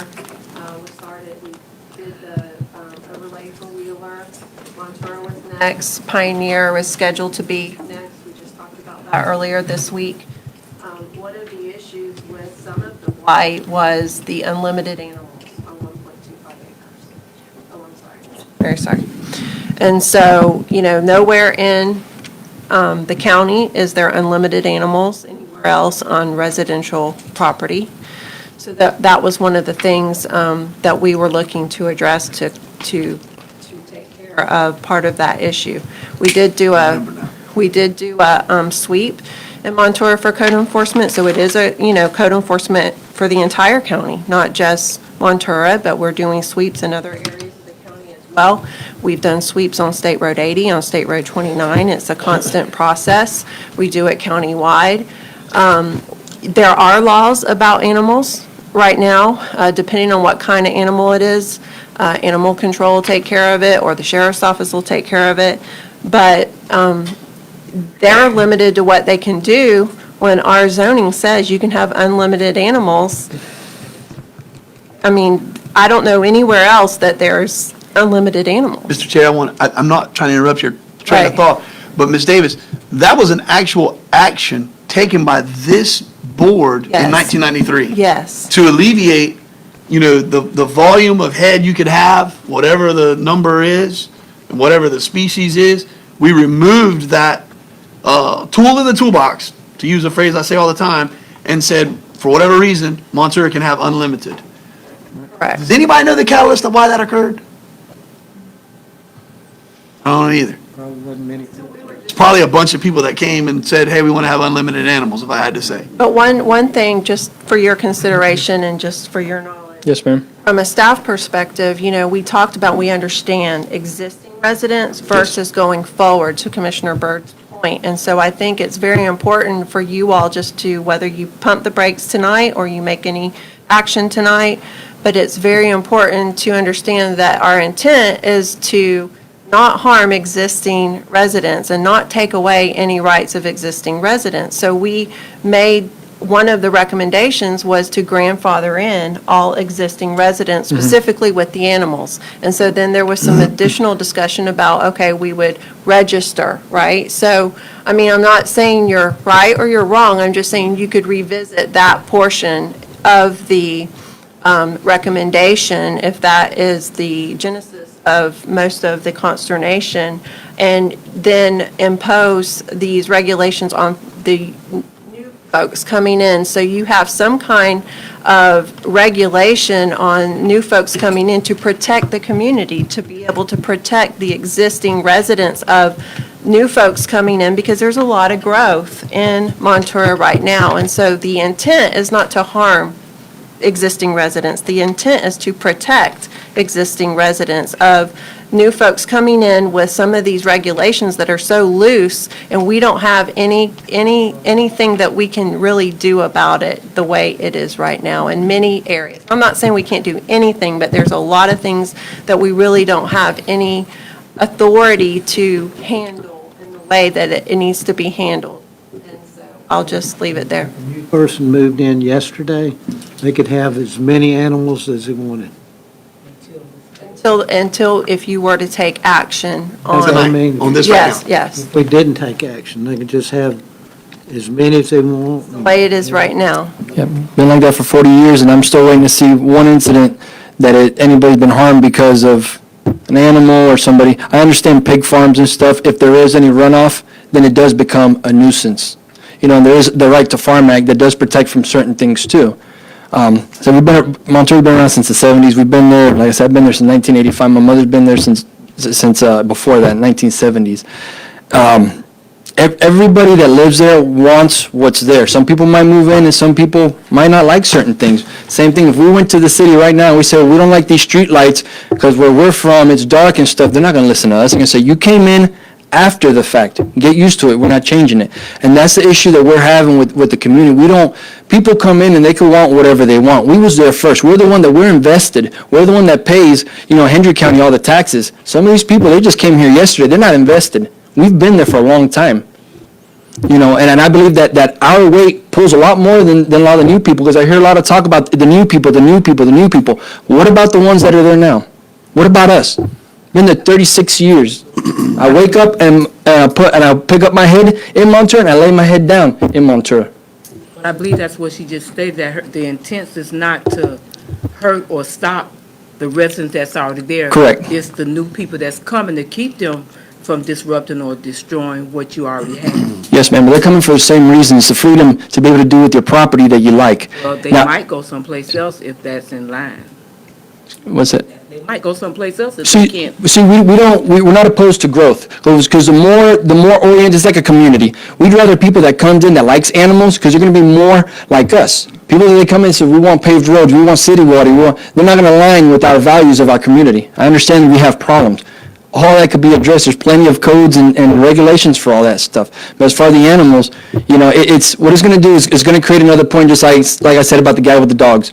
They went in, they violated the man's rights. He ended up with an $85,000 settlement, and the people that actually did it was never held accountable. And it was the same animal control that Hendry County, what is it that y'all do with them? Y'all subcontract them. But the guy's rights was violated because somebody believed he shouldn't have this many amount of animals. So they stole him. They threatened him. He didn't walk away with $85,000. I mean, there's a non-disclosure in it, and I could provide it to any one of y'all. All right, Mr. Self, we appreciate it. Yes, sir, thank Board, you. do we have a motion on this, or? Mr. Chair, still, one thing that I remember that Ms. Byrd said. Ms. Byrd, you made a point, and Ms. Davis brought it up towards the end of her comments about you would be grandfathered in. And that's where I made my note of, I don't know what we're talking about. I still don't know. Are we talking about grandfathering in? Limited amount of animals. No. I'm saying, what's the volume? Listen, Or how many parcels? yeah, on Tampa, we had a guy, in Tampa, in Pioneer, we had a guy that was running a commercial hog farm on is it RR? Is that what that was on 2.5 acres on Tampa Avenue? Do you remember? Yeah. What is, Pioneer is mostly RR, right? Rural residential. He was running a 100% commercial ag operation. My man was filleting some pigs left, right, front, and center, and it was impressive when you went out there what he was doing on 2.5 acres. The tools are in the toolbox for the county staff. We worked hand in glove with the extension. We had FDACs involved, but we went in and we engaged that. We had a giant public hearing. People were angry. They came in here. Same thing. In Cuba, you know, my rights were violated. I lost X, Y, and Z. How dare you? This is my property rights as a property owner. I should be able to do that. That's great. It's ironic that Mr. Self used a pig farm because that was exactly what it was. And I'm going to tell you, it was rank when you went out there. I would venture to say there are parcels in Montour today, right now, that their neighbors are upset about them, but they don't understand the process of how they engage county staff to say, we would like to see this addressed.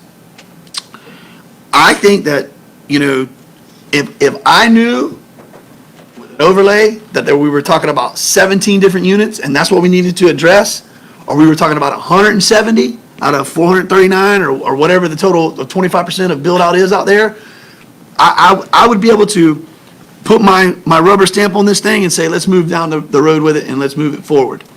As of right now, I don't know how many you're talking about grandfathering in, you know? And listen, maybe I do have a little bit of dictator tendencies. I'm all about taking somebody's rights away if it's going to better everything and a huge majority of the people agree with it. Yeah, then we'll put something on the books. But when I have the volume of people coming out of the woodwork to me saying, do not do this, I don't agree with this, I don't want to lose the opportunity to be able to do this, I think that we need to revisit this. I'm 100% in favor of revisiting it. I can't vote it up tonight. I can't vote in favor of this. You know, Commissioner Wills, I appreciate your comments. Commissioner Byrd, I appreciate your comments. You know, I know where y'all stand on this, and I look forward to re-engaging that community. I don't know how we go about doing it, Ms. Embledge. You know, I don't know how many more of those community meetings we need to have. I think we're going to have a little bit more gas in the engine whenever we do call for it this time.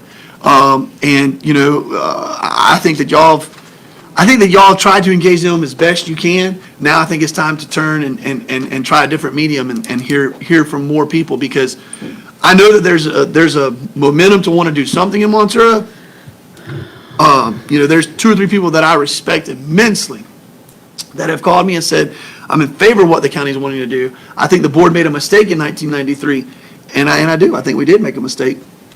We need to right that wrong, but I don't think that this is the tool of how we right that wrong right now in this point in time. But you know, I'm willing to, let me read something here real quick. So the goal tonight was to approve this, right? Would we be transmitting? No. Go back one. We would be adoption, right? So I would make it in the form of a motion to not adopt the attached ordinance tonight with the language set forth at this time. If that's too harsh and y'all feel that slamming the door too shut, then how do you want to tweak that? Because I do want to do something in Montour. Okay with that. I'll second that. Motion by Commissioner Turner, second by Commissioner Iglesias. Anyone in the public like to speak to this before we move to a vote? I would. Ma'am, we're not public. Go ahead. Yes. I would like to remind the commissioners that in our whole process for this land use study, that we had a translator at every meeting. We sent out information via many avenues to get public input and to get folks to these meetings. Let me back up. everything that we did as far as community outreach, I don't see, quite honestly, how you're going to do any better going forward. And in addition to that, I think that the fact that the discussion about how we already have laws that we can rely on to fix the wrongs out there is not true. We don't have the teeth to do what you or they think we can do. And in addition to that, if you want us to map those properties that are an issue, we can't, because we can't see them all. We're code enforcement. Code enforcement can see what they can from the road. We can't fly over, we can't, the only way you can go on somebody else's property if you get permission. So we can't map and answer your question about how many we're talking about. It's impossible. So that's part of the reason why the recommendation for registration was brought up. We're not talking about going on people's properties. We want them to register, and we want to avoid nuisances, and we're looking for creating an orderly growth in the Montour Ranch estates. And if we have unlimited animals on every one of those 1.25 acre parcels going forward, I personally wouldn't think that most people would want to live there, because it would be overwhelming with animals, and I would suggest that their conditions aren't going to be horrible based on certain people's opinion and their understanding of animal care, but the accumulation of that many animals, in my professional opinion, I do not see how that is a good way to go forward for this community or any community. So that's my comments, and I understand that you're going to go forward with some decision not to adopt what we have presented tonight. But I really would appreciate some true direction on really what you want us to do going forward, because I'm not sure I understand at this point. Thank you. It's all about animals. No, it's not. It's not all about animals. That's all we talked about. That's all that we keep rolling it back to is animals. That's not what it's all about. We're talking about blight. Right now, we just did a redirect, in my opinion, and said, we want to make sure there's not hundreds of animals on one 1.25 acre plot, but you can't tell me if that's happening on 5 places or 50 places in Montour. And so for me, Never will. excuse me, sir? Never will. No, I disagree. Listen, if we know that we have these nuisance properties that have so many animals overrunning them, and that's the most prolific problem in Montour, then we need to engage. There's an ag deputy, there's a Florida Department of Ag Consumer Services. Is it a commercial operation that's occurring? You engage that process, and you find it out, and you sit your tail on the corner, and you say, you know what? Don't talk to me about code enforcement in this other area, because I got one code enforcement officer and a Henry County deputy sitting outside of this place watching it day and night. Well, that's a heck of a waste of resources, but we're going to get to the bottom of the problem. What I'm talking about is a redirect. I think there's a handful of good tools in here.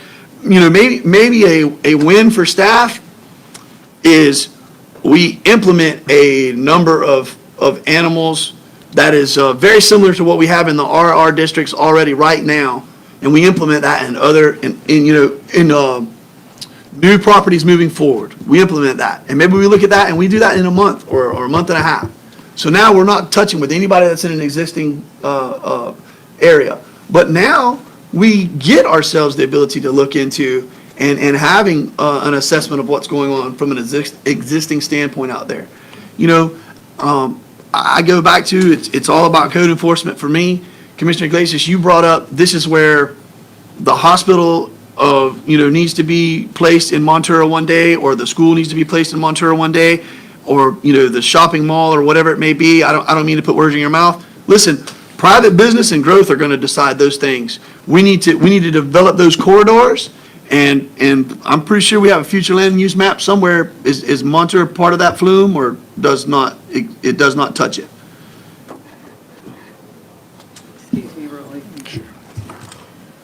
You just adopted a brand-new future land use category for Montour Ranch and the Woodland subdivisions, which are RR and the RRF properties. So that's been adopted, and that includes the ability for them to have certain uses in certain locations. So the answer is yes. Overlay.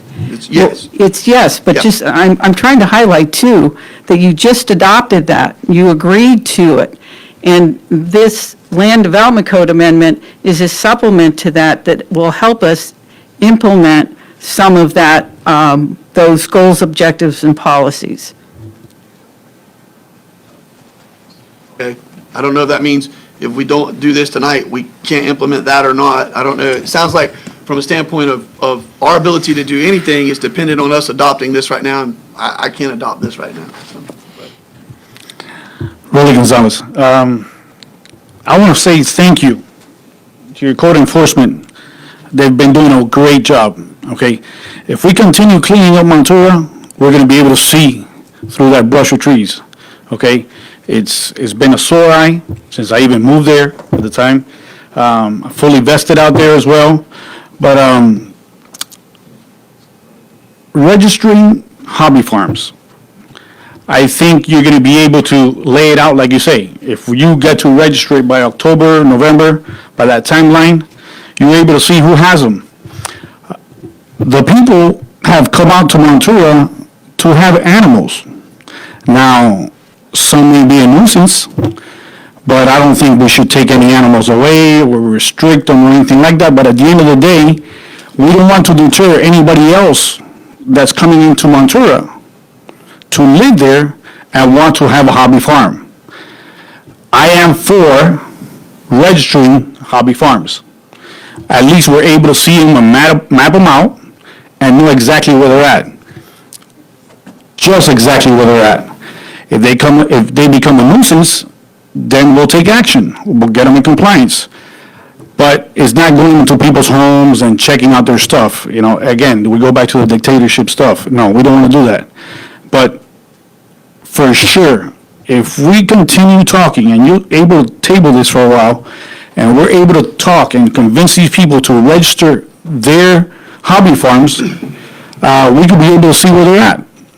And those that don't, then we'll take action. But again, code enforcement has been doing a great job. I drive around Montour now lately, and they're clearing up. They're clearing up. So please, table this if you can. Consider that the people are coming to Montour to have their little animals, but not to be taken away. I understand. We don't want to have a butcher business out there, hundreds of animals or pigs in a 1.25, and please consider that. Thank you. We have a motion and a second on the floor. You got some more? May I speak? Ma'am. Erin Hitzman, 120 North Sendero Street, Montura. So I am in agreement with grandfathering who's been out there. Doing the census out in that community is scared to talk to anybody. And so even just doing the census, it was difficult till I found out I live there for people to even speak to you. They don't want people coming on their property. They're afraid of getting in trouble for all kinds of things. They're afraid of things being taken away from them. They're afraid of being rights being taken away. And I think the registration process is going to be problematic. Next to impossible. To get people to comply with registration. So I would like to see, I believe that the community was developed a long time ago, and rules were not necessarily, they might have been in place, but they were not necessarily enforced. Whoever's fault that is, but they weren't enforced. So people were allowed to do things against the rules for a long time. Whether it's living in RVs on their property that are not approved residences or have I mean, the animals are approved. That's something that is approved, but having certain outbuildings and all kinds of stuff that we just didn't have the level of enforcement that probably needed to happen, and it was allowed to continue for a long time. So I do agree that code enforcement is doing a great job now. Things are getting cleaned up. The community's really being cleaned up. I think for the residents that are there currently, I think it's going to be very difficult to have a registration process for the grandfathering in. I do believe we should allow people to be grandfathered in that are out there and deal with the permit. problems that, well, I don't know what that process looks like, but deal with the, using the laws that are, nuisance laws that are on the books for the people that are out there. But for new people coming in, our community's growing fast. I think what has been in place for RR, like you just mentioned, there's very minimal numbers in RR that are permissible. This that's been put together for a proposal for Montura, there's quite a few animals. I mean, this is a lot of animals that you can have on your parcel. So for new people, I think it's something that should be considered because, I mean, I worked in the zoo industry for 20 years, and you can only have so many animals on a parcel. We're all on wells.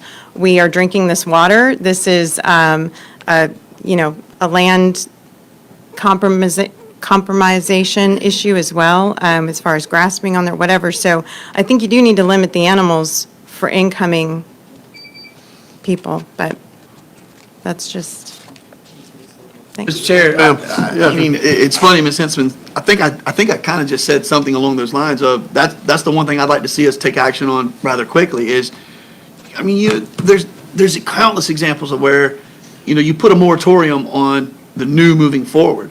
And so, listen, we're not saying if you're moving up from Weston or wherever, you're moving in from Wisconsin, you're moving in from Missouri, and you're buying your X number of acres in Montura or X number of parcels in Montura, hey, these are the rules. And you're starting from day one. And so, I don't know if we're receptive to doing that. January 1, 2022 will be the next year, right? And then we implement exactly what we have from our perspective in Pioneer. I don't know why that would be any different for, it is considerably different, less, I understand it's considerably less than what we have out here. Pioneer is a 2.5 acre layout, is it not? It's 2.5 mostly or 2.25? Montura is mostly 1.25, right? How did we arrive at more volume of animals on a half as size piece? What's the logic behind that in Montura, just because it's Montura, and as a crow flies 6 to 8 miles away in Pioneer, we have, less. I think it was community input. I understand community input. I get it. What I'm saying is from a staff perspective, if, we're hearing from the community tonight, they don't feel very confident in the survey numbers. They're saying that they feel that there's a tremendous amount of funny math going on with these surveys. Okay, neither here nor there. Not going to entertain drilling in on that, whether people actually live there or not. What I'm saying is that when you build a house in Hooker's Point, you build a house in Monterey, you build a house in Flag Hole, it all has to look the same, right? I think from a staff perspective, we should be trying to model, especially when if we're going to sit here and we're actually going to talk out of one side of our mouth and say that we want to limit the ability for animals to be. Wouldn't we all agree that that's been the biggest focus point is the animals and their well-being thereof, right? And that is asinine that's the crux of this discussion to me. To me, this conversation should be based around where do we have bad actors and we need to engage the public nuisance law, and where do we not, and how do we engage that process? And we hear from the community, and we hear from code enforcement, and we hear from our ag deputies, and we hear from everybody else that this is a problem, we need to engage it. How do we put those tools into the toolbox and fix it? I don't think we arrive at that here. I don't know, Mr. Chair, we need to take action on the vote right now, but I do think, to Ms. Hensman's point, I think I made it a little bit before, we need to look at that one pretty quick because it is the highest volume, probably outside of Port LaBelle, it's the highest growth that we have going on in the county right now. So that's another 2 cents for me. We had a motion and a second on the floor. Do you want to put maybe a time certain on this when we revisit it again? Be a part of the motion. Ms. Davis, I'm really looking to you from a standpoint of, do you feel this is an item that needs to be a workshop? Does this need to garner a tremendous amount of more attention? What are your thoughts? Staff has, and I would agree with Ms. Enbridge on, if you redo the process, I don't know that you're going to get any different results than what you have now.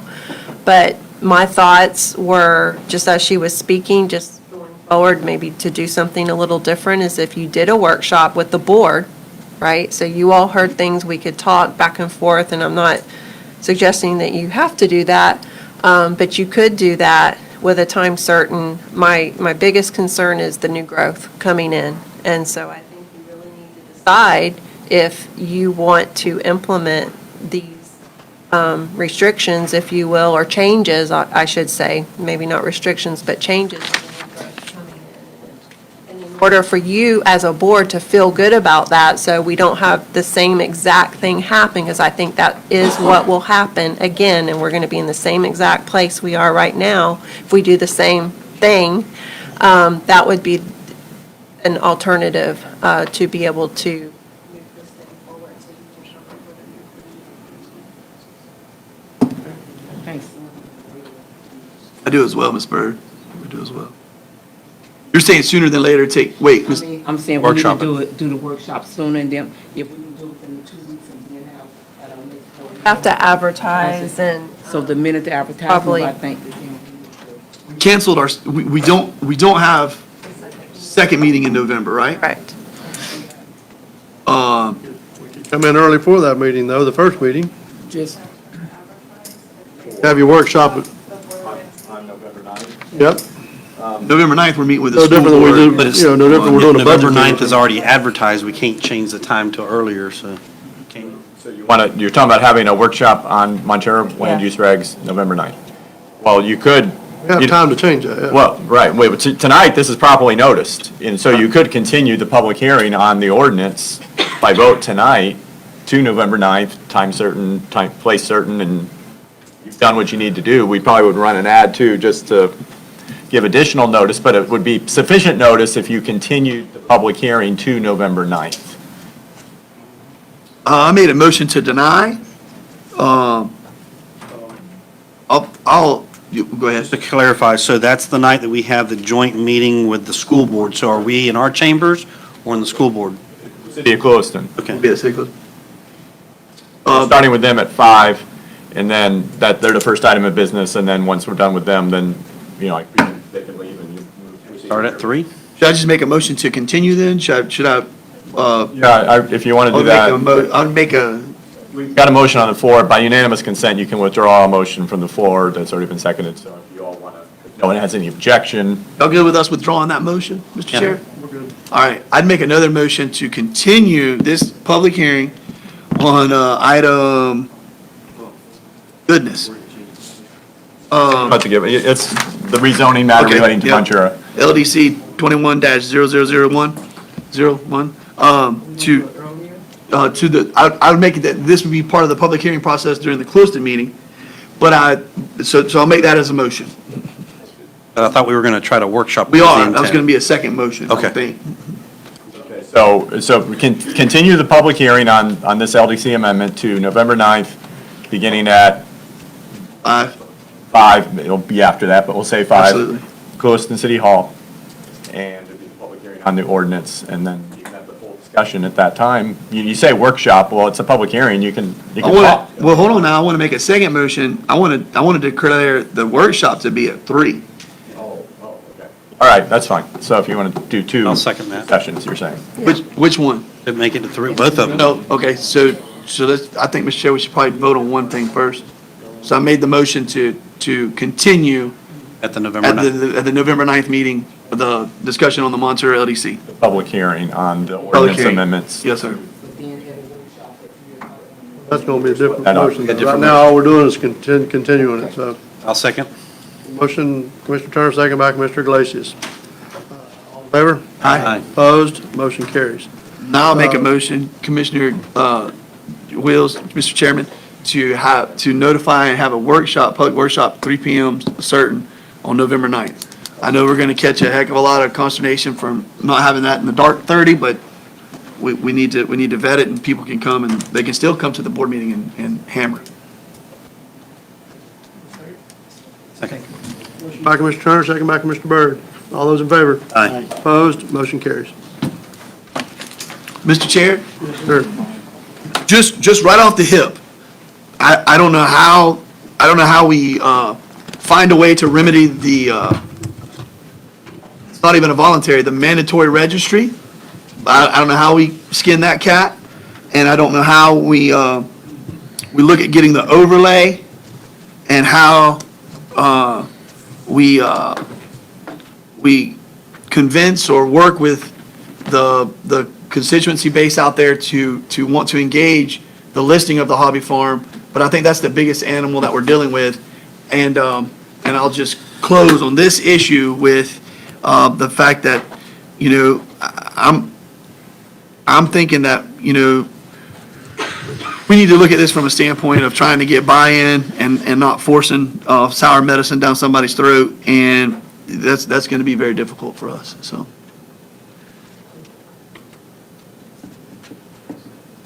You ready for the next agenda item? Ma'am. Okay, so this is another public hearing. It's the adoption of the, it's CPA 210002. It's the update to the capital improvement schedule of the capital improvements element. Mr. Chair, I make a motion to approve the capital improvement schedule as presented. We have an amendment.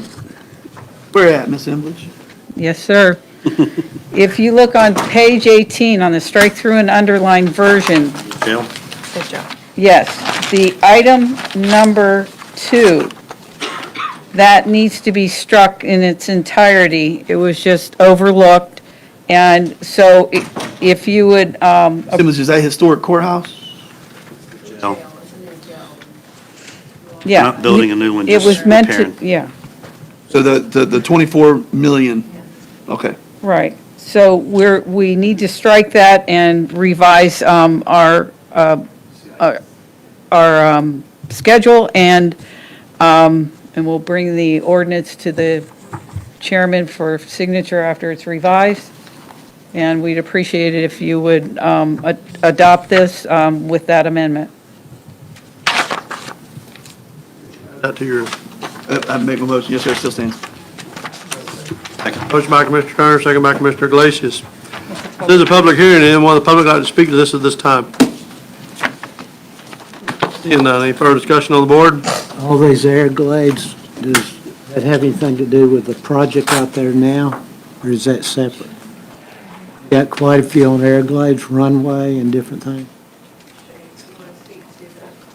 Items for Everglades at the airport on the CIP.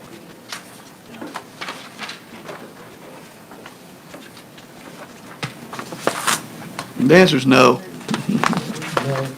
I can't remember what I have for Everglades listed, but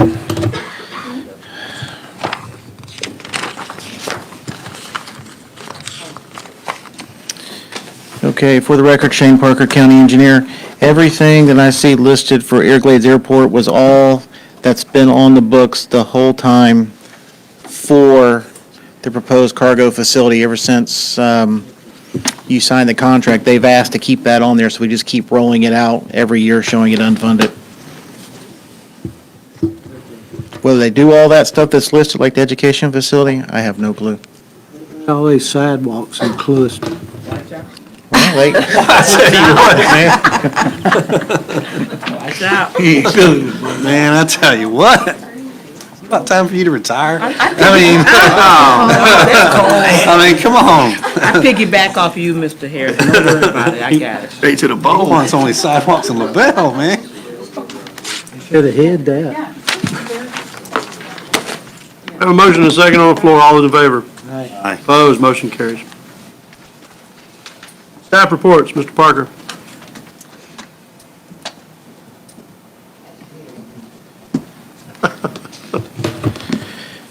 Chairman, for the record, Shane Parker, County Engineer.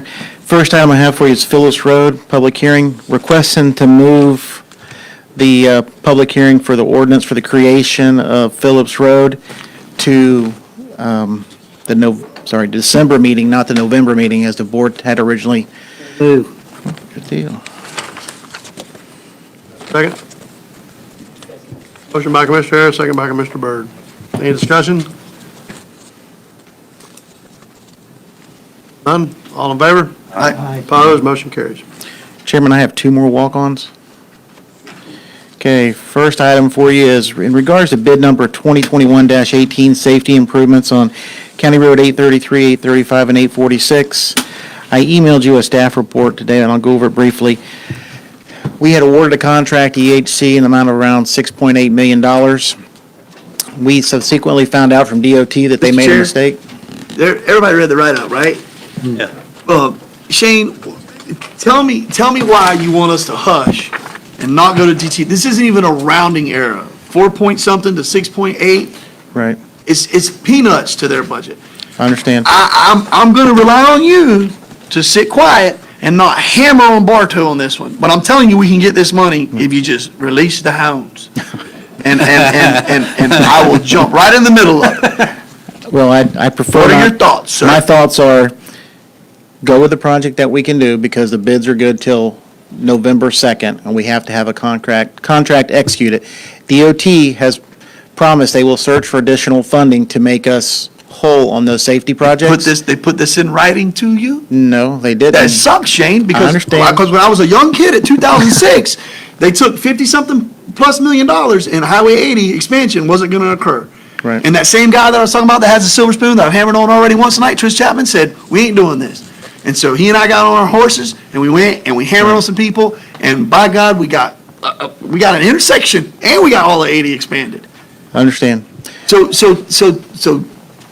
November 9th, if you tell us we have it in writing, I'll relax. In between the interim, if you want to give it to us before then, Mr. Chair, I relax as well. But I don't want to wait till, I want to approve what you're asking. Okay. So I make a motion to approve. All right. The said contract number, can you give it to me, Mr. Parker? What's that number, 4 point?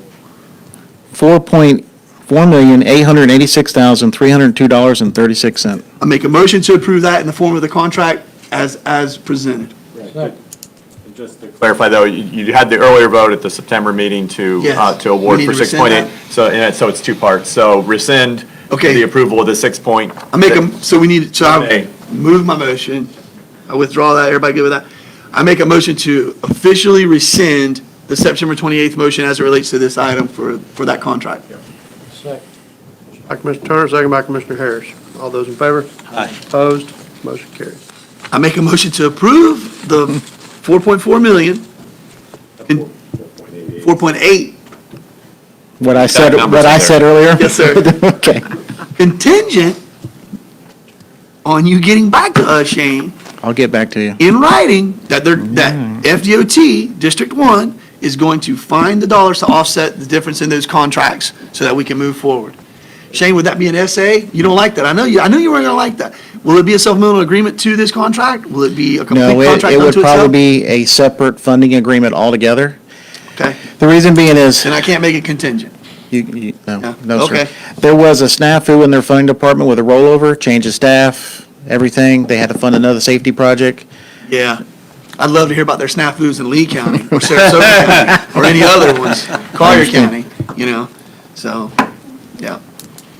But I will contact Leave at the DOT. wheel, so, all right, not you. So So the contingent part is not. contingent's removed. I make the motion. Second. Motion by Commissioner Turner, second by Commissioner Glacius. Any further discussion? Mr. All- Chair, yeah. not as it pertains, I'm sorry, yes, sir, we'll go vote, and then I got a point right afterwards. All those in favor? Aye. Opposed? Motion carries. Ms. Davis, I'm asking you to please work with the county engineer and give us a report that we have requested, and I know y'all gonna do it very diplomatically, but we've requested that to be in writing back to us, that they have a timeline associated with it. I'll do it tomorrow. Okay, thank you, sir, very much. Shane will make it happen. We can make that an agenda item, just so, just an update at the November meeting. Not a problem. Thank you, sir. Got a lot of funding laying out since they snatched all that MCOR stuff out. There's A so lot of much money. Yeah. fake money sitting out there, and, yeah, We got a lot of projects needs to happen here they took our funding away from, so. How many hours of your life did you lose sitting in the M Corps meetings? Watch paint dry, that was more interesting. Why? I sat in 2 of them for you, and I was ready to commit Harry Carey. Thank you. Yeah. I went to the one in Moorhaven, I said, you got to be kidding me. Yeah. It was I knew the that was a same waste of thing. time. Yeah. But that funding still, that money's there somewhere. That money's. And there's a lot of it. So that 29 project and quite a few others, we really need to start, like Commissioner Turner said a while ago, whatever we gotta do to get that going, we need to work on it. Deleted to 29. I know. One of the worst roads. I got one more item, whenever you're ready. Go ahead, we're ready. Okay, next one is regarding truck restrictions on County Road 720. Mr. Chair, I can't support this, Mr. Chair. I mean, I understand what we're trying to do. We're trying to stop the destruction of County Road 720. And if there's one entity out there I'd love to fight with, it's the Army Corps of Engineers. But Shane, educate me on why do we not want to make them put up a bond, which they're not going to do. They're going to fight us in court. I'm all about suing them and get our little portion of County Road 720. Where does Glades County stand on this? And how are we going to restrict them to having no through truck traffic? I don't understand how we can legally do that. All right, I can give you a brief recap. When the weigh station went in, Hendry County, Glades County was approached by the Florida Highway Patrol to have I no remember through truck. vividly. We did all that. Yep. Glades County, I guess they were tearing up Glades County's roads, so Glades County enacted an ordinance at the request of the Army Corps of Engineers, and that ordinance, I haven't read it in a while, but it says they'll repair the road back to what it was from their damage. Yes, sir. And then in speaking to them, they said, hey, we're going to go out there and make some repairs here in the coming weeks because the road's been damaged.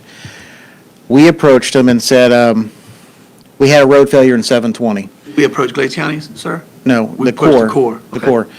We had a road failure on County Road 720. It was in bad shape, and we're waiting for the DOT money to come here in the next 3 years to do a design and repave it. But the road tore up. It was beyond repair. It finally gave up the ghost. So we went through, milled it, and paved it back. It lasted Weekend. 3 days, actually. A little bit longer. It probably went a month, and it failed again. It just cracked up, and we went back and milled and repaved it because it was a safety issue. We approached the Corps, and I said, listen, we talked about this before. This is no through truck traffic. You said we could do an ordinance. We could work out some kind of agreement. I opted to go pave the road where it's damaged, hoping this would be a mute issue. We wouldn't have to do a bunch of paperwork. That's not the case. The road's failing. There's a lot of muck. There's too much truck traffic. How come you just can't reroute and go through Glades County on 720 since you already have an ordinance with them and you're in an agreement with them and just stay off our segment? They said, no, we have contracts out and that's the designated haul route and that would be problematic.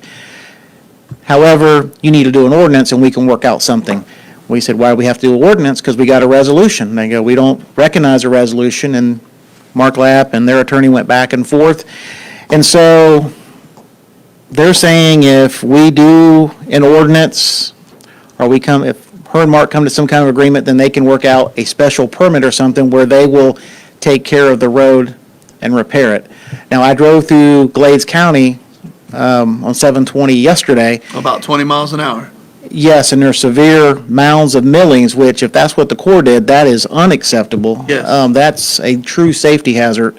So we'd have to iron out what exactly they're going to do in the frequency, and they'd have to meet our specifications, what it gets repaired back to. But the gist Ours, or is ours what the state implements? Ours is, it's going to look, no, because they can't put it back to what a new standard is, but Because they it'd be tens of millions of dollars they got to level out, they got to but they routine could, but they can make it where it was flush with existing pavement, maintain the existing slopes, and it's a decent thickness, not just a bunch of millings 1 foot high where someone's going to go into the canal and sue us. So with the help of Congressman Mario Diaz-Balart, I was able to get the north side of the levee, the boat ramp and the picnic area repaved with an 1.5-inch overlay because they were not going to do that. They were going to literally patch little holes from the damage they caused from. They're redoing the whole Herbert Hoover Dike. So No, not the top they were repaving. The north side where the little boat ramp is on the Rim Canal and the picnic area, they were just going to patch those areas. Oh, I understand what you're saying. So Congressman Mario Diaz-Balart reached out to the colonel, we got it worked out, but the Corps actually wanted Ridgedale to agree to a 3-year warranty on that paving project. And all they were doing was put an 1.5-inch overlay over a bad road anyway. So Yeah. I don't know if that Well, helps you with what you're. well, it's cocktail knowledge, but if they damage the road, we're not looking for, it's probably going to be more than an inch half overlay. It's going to be, they're going to have to repair it as they go. I did a 3-inch mill in payback, and it was destroyed in a month. Shane, are you telling us you need an ordinance?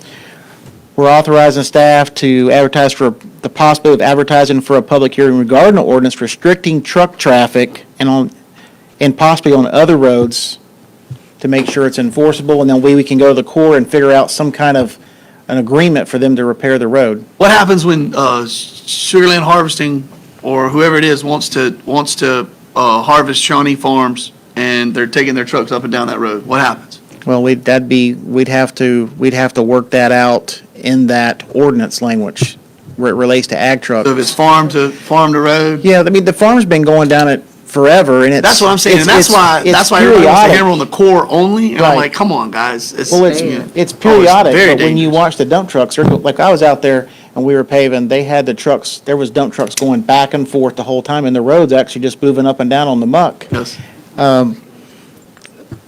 And it's the repeated nonstop Going slowly. loads going through the occasional. Oh, I don't care how slow they go. Shane, you would acknowledge this. No, I'm not saying it's slow, just Yeah, it's just the base doesn't exist. It's muck. It's why they That's build in right. piles in Belglade. And so, but Shane, my thing is are we getting to a point where we're asking the Corps to allocate tens of millions of dollars to repave 720? we're asking. I'm all about it, by the way. Well, we're getting to the point where we want to ask them to either go a different route or fix the road when you damage it as you drive down it. Like, we're going to let you go down it, but you got to fix the road.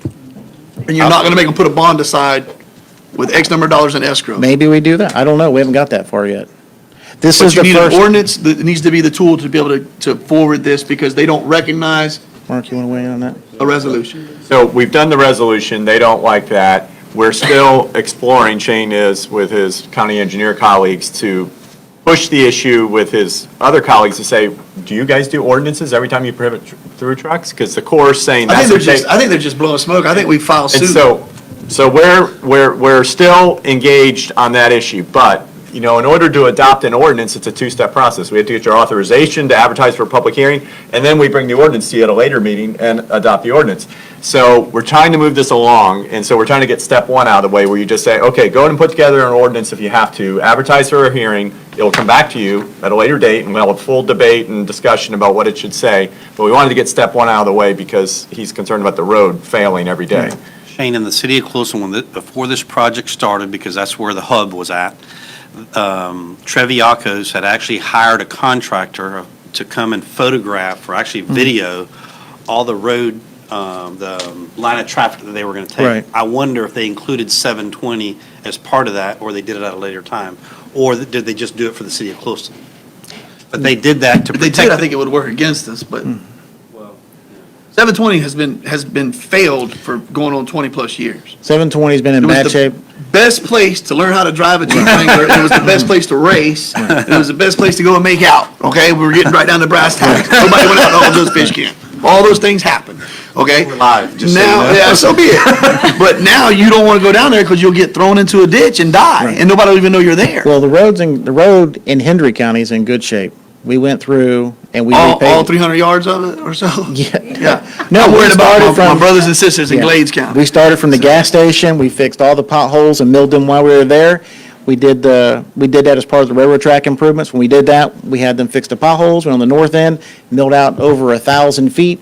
The Mr. trucks Chair, my poured up. fear, Shane, my fear is that the ordinance is just smoke and mirrors so they can finish up their contracts, be gone, and we're sitting here, Corps X number of months removed from the project, not even on site, and our ability to actually engage with them is limited. I know what you're saying, they're the Corps, they're never gonna go away, but I think it's a lot more of a smoking gun whenever they got dump trucks going up and down it all day long, and we just engage the process and say, guys, y'all need to tell us the method of how you're gonna go about repairing this road, because you've expedited the process of destruction and made it to where there is no foundation. It's gone. It's, when you drive down 720 now and you get around that Uncle Joe's area, you're just looking at raw aggregate down there. It's dirt, it's mud. Well, they're not gonna redo the whole road. They'll put it back to what it was before they started.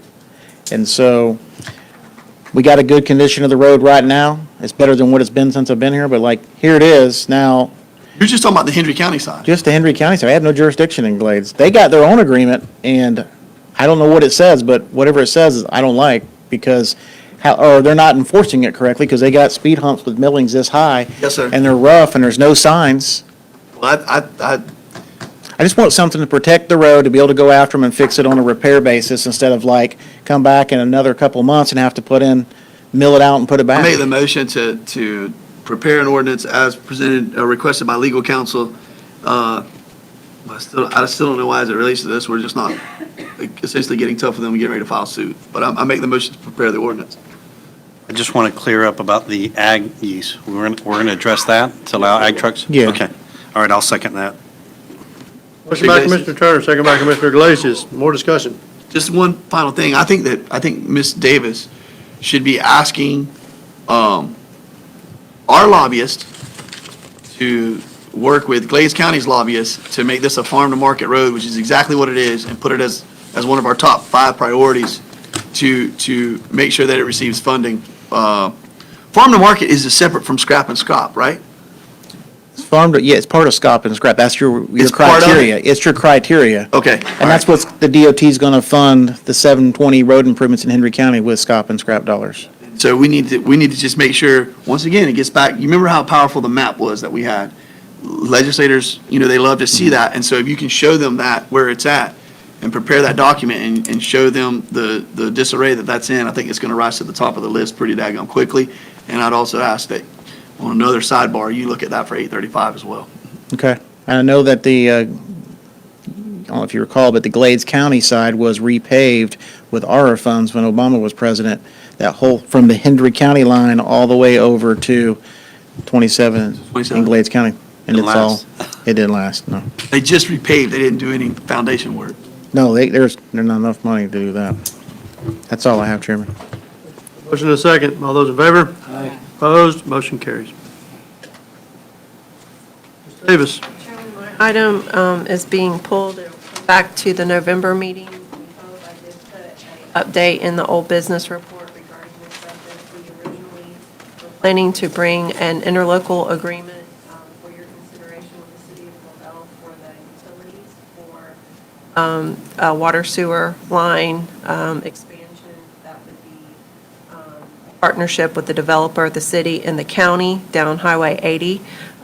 But the agreement is still being drafted from the city, and so we haven't received it. We're working with them, we're working with the developer, and we spoke with the developer and their representatives before the meeting, and they're good for November. Anyone in the public like to speak at this time?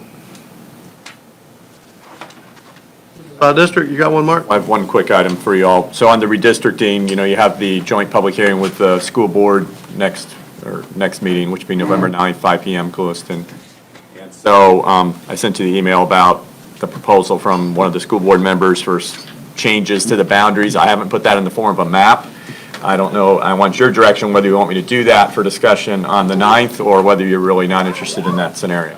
I'd like to see a map just, or whatever, but I mean, the discussion's really going to happen with the school board meeting. Whose district? Is it Mine and Carson's. most of y'all's? Yeah, it's basically us keep swapping to get it right. The school board commissioner who's in Carson's district is looking at All of Monterey. taking all of Montura, splitting Hooker's Point, or Portion, like taking Tropical, Easy Life up by New Harvest Church. Right. Pushing that, does that go to you, or does that go to Commissioner Byrd? go to me. Go to you. And then, or if we don't mess with Hooker's Point, then it's addressing all of Pioneer, is that right? Well, just to be clear, the proposal from the school board member was the Hooker's Point and Montura swap only. He Oh, okay. didn't propose the Montura swap, gotcha. but I put that on the table just for discussion. Yeah. Instead of the Hooker's Point to Montura swap. It'd be one or the other. I gotcha. Montura all in 5, and then 4 picks up either northern Hooker's Point or picks up Pioneer. So what do you think about that? Or is Commissioner Iglesias? Yep. So you would take I all don't of, understand why, is it the population density of Montura versus Pioneer? That's why you're working that out? You're asking about the current map that I put together, or you're talking about the proposal from Mr. Bass? Well, the proposal is takes a portion of Hooker's Point. Let's leave Hooker's Point the way it is whole right now. Is there a proposal where you take and you flop the portions of Montura and give them all to me and Commissioner or School Board Member Basquin, and you give all of Pioneer to Commissioner Iglesias? Is that an option? It can be. It's not one we put on a map not yet. one. So I what mean, is I it? wrote about it in the email, but I didn't put it on a map. He's saying that the numbers are right, he just hasn't given us a map. Do we want him to do a map? And I would say, yeah, go ahead and do the map either way, just so we have time to look at it before November the 9th. But I'm not trying to be Yeah. argumentative. What is the map? What is your proposal? Because here's what I don't want to lose. I don't want to lose Hooker's Point. I don't know what the population, we have to be within 10%. I don't understand how that actually plays out, what those numbers are. Are we talking about 300 people? Are we talking about, what is that number? And it's 300, we got to be 10% within the smallest and the largest. It would work, the numbers will work, moving all of the remainder of Montura that's proposed to be in 4, get it out of 4, move it into 5, so Montura is all 5, and then picking up the makeup route for 4 to grow by taking northern Hooker's Point from 5, giving it to 4, or taking all of Pioneer and taking it from 5 to 4. Those are not exact numbers, but they work within the 10%, and so they'd be allowable to pick either of those options.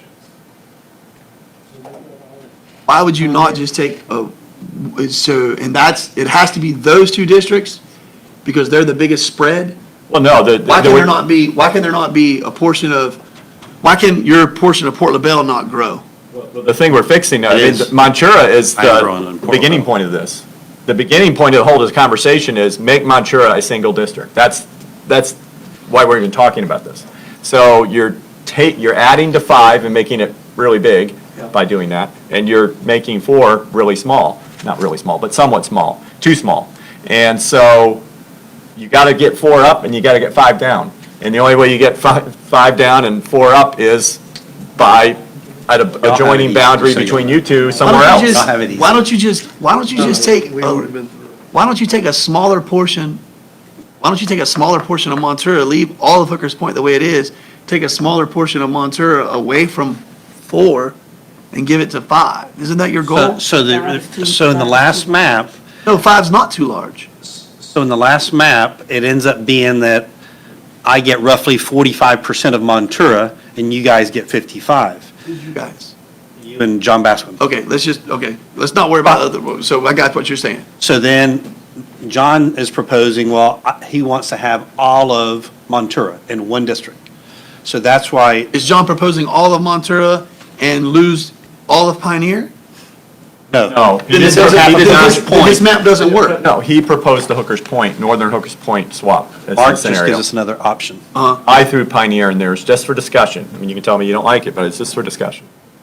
So I still go back to my premise of, Mark, if you did District 5 grabs a little bit more of Montura, and you just have once again, a more north-south boundary, and now you're carving off some of your district, and you lose some of that population, you leave everything else the same. Why is that not Well, the only logical? thing, what do you solve with that, though? I mean, right now. What I heard Commissioner Byrd say was, we have to shrink 5, which I don't know if it's grow or shrink 5, and we have to reduce 4. Is that not correct? The map that you've had on the table for some time works, okay? All the numbers work, they work. You may not like it, but they work. Basquin's saying he doesn't like Montura being split up. He thinks I can't speak for him, but he'd like it to be in one district. And so taking a little bit more of Montura doesn't fix that problem. His idea is Montura should be one district, not 2. That's his point. But we can actually say we like it that way, and that's why we vote for it. And although, yeah, right, you can say that, and it'll be a joint decision. Let me ask you a question. On the map that has been in existence thus far, how much of Hooker's Point is taken from District 5? Very little. It's like 1 or 2 streets, and it actually goes to Commissioner Byrd. Correct. Right, nothing goes to 4. Why don't we just leave it the way it is? Just It's a for school board discussion, member's it's just- request, and I'm just trying to react. Proposal, that's all. We'll just take it and say this is it. See, Carson, on the last map, I lose, a good portion of Montura, and I expand in Port LaBelle. That's that swap out. John's just looking to keep Montura whole, and I that don't was his thought. understand, I don't understand correct me if I'm wrong, is it not apples and apples? You're either keeping Montura whole, or you're keeping Hooker's Point whole, or you're keeping whatever. For me specifically, the largest constituency base that I have is Hooker's Point, the definition of my backyard. And, I think it's easy to get chewed on by one group and allow them to continue to chew on the person that they've always been chewing on. You need to They know keep exactly how it tastes. How many people does Commissioner Byrd take from Hooker's Point, and how far does it go east? Okay, it's 3 census blocks.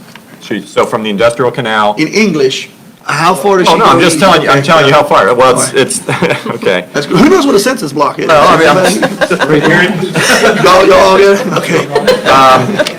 Okay. I'm sorry. I got didn't this scribbled down. Okay, understand here we go. everyone speaks census. Make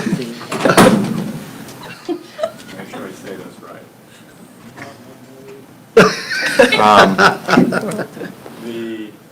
The 3 census blocks have these numbers in them. 106 people, 77 people, and 117 people. So That's a huge. that's the amount that's moving from 5 to 1. That's, I could do the math real quick, but it's about 300 people.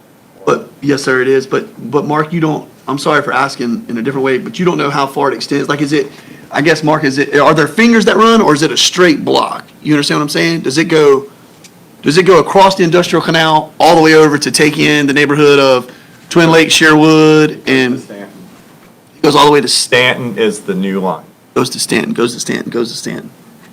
That's Foxfire? Foxfire? Or is it Sherwood? Sherwood. Stanton's the road. I can just tell you that. Oh, I'm sorry. Stanton's the road. That is Sherwood.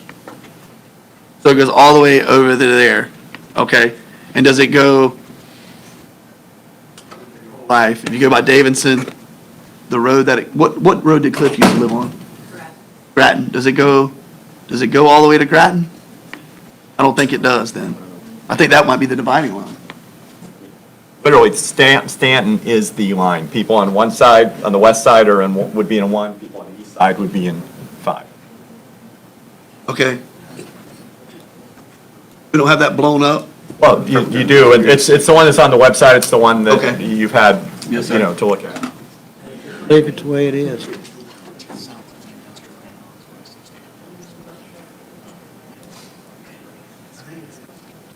And Mark, does it stay north? Yeah, north of Davidson and Hooker's Point Road? I don't think you can tell from there, Mark. Straight line, I can tell you that, whatever that line is. I'm not sure if it's a canal or a road that Yes, it's sir. following. It's following a straight line, though. Okay. I'm leaning more towards that one. Well, that's the one that's on the table that you all preliminarily authorized. I'm just saying, you're going to get to the school board meeting on the 9th, and you're going to have a school board member saying X, and you're going to say, well, we don't know what that looks like, and I'm just trying to overcome that. Yes, sir. Now. Yep. We'll just tell them that, and then they can vote, and we'll win. Does anybody carry more of a bigger stick in the discussion? Like, does the board have more seniority over the discussion? Oh, no. You each have your own discretion. You each get to pick your own boundaries. So You could actually have two Yeah, separate. right, but that's be going to awesome. create, Can I have my father-in-law in Woodland because he can't vote for me? so, but that, I don't know where that will leave us with our, I'd have to look at the civil, this all resulted from the voting rights lawsuit back in Yeah. 1992. And so, I'd have to look back at that to see if you're allowed. I know under state law, you're allowed to have different boundaries because you're sovereign boards. But under that lawsuit settlement, I don't know that you may have to have the same boundaries. I'll have to look into that. But you're going to have a lot of confusion. You're going to make Mrs. Hoots really upset if you have different, I can tell you that. I can speak for her. I've been talking with her all throughout this. We have different districts for school board and county commission. Wow, that's going to. Normally, the school board don't care. I would tell them, honestly, I would just say, this is what we propose, this is what we're good with, and we would like to run with this, so. Ms. Hoots leave? She was here for this, but, yeah. Mr. Bassman actually said to me that he thought, I think his daughter lives in Tropical Mobile Home Trailer Park, he thought his daughter in the last voting cycle was already pushed to your district, and I didn't argue with him, but I mean, I know that Tropical. Might have never changed your address. That's what though. I said. I think that that's what it was, and so, the only thing I wanted to ask was, I wanted Ms. Bird to give me at least the back side of Harlem, in the bottom side, on, where the old cemetery You is. want to go there tonight. I'm dying to, Look, Ms. I Bird. don't think you want to go there. Ms. Bird, it's just one little swath, man. You want to go there. When I go to Brown Sugar, people can actually say, KT, I voted for you. They tell me anyway, Ms. Bird, I'm like, okay. That boy ain't right. Hey, KT, I vote for you every time. I'm like, okay. Feel bad, I get that from my No, they didn't vote. They don't know, they really think that when they vote, some people just don't know. But it's just to make him feel good. And then I get some of the boys that say, if I could, I go, man, I appreciate y'all. I appreciate you saying it like that.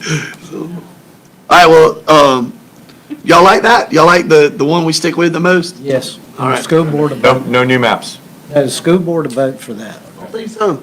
All right, and then the last thing relating to that meeting, I know you don't sit down with them but once every 10 years jointly.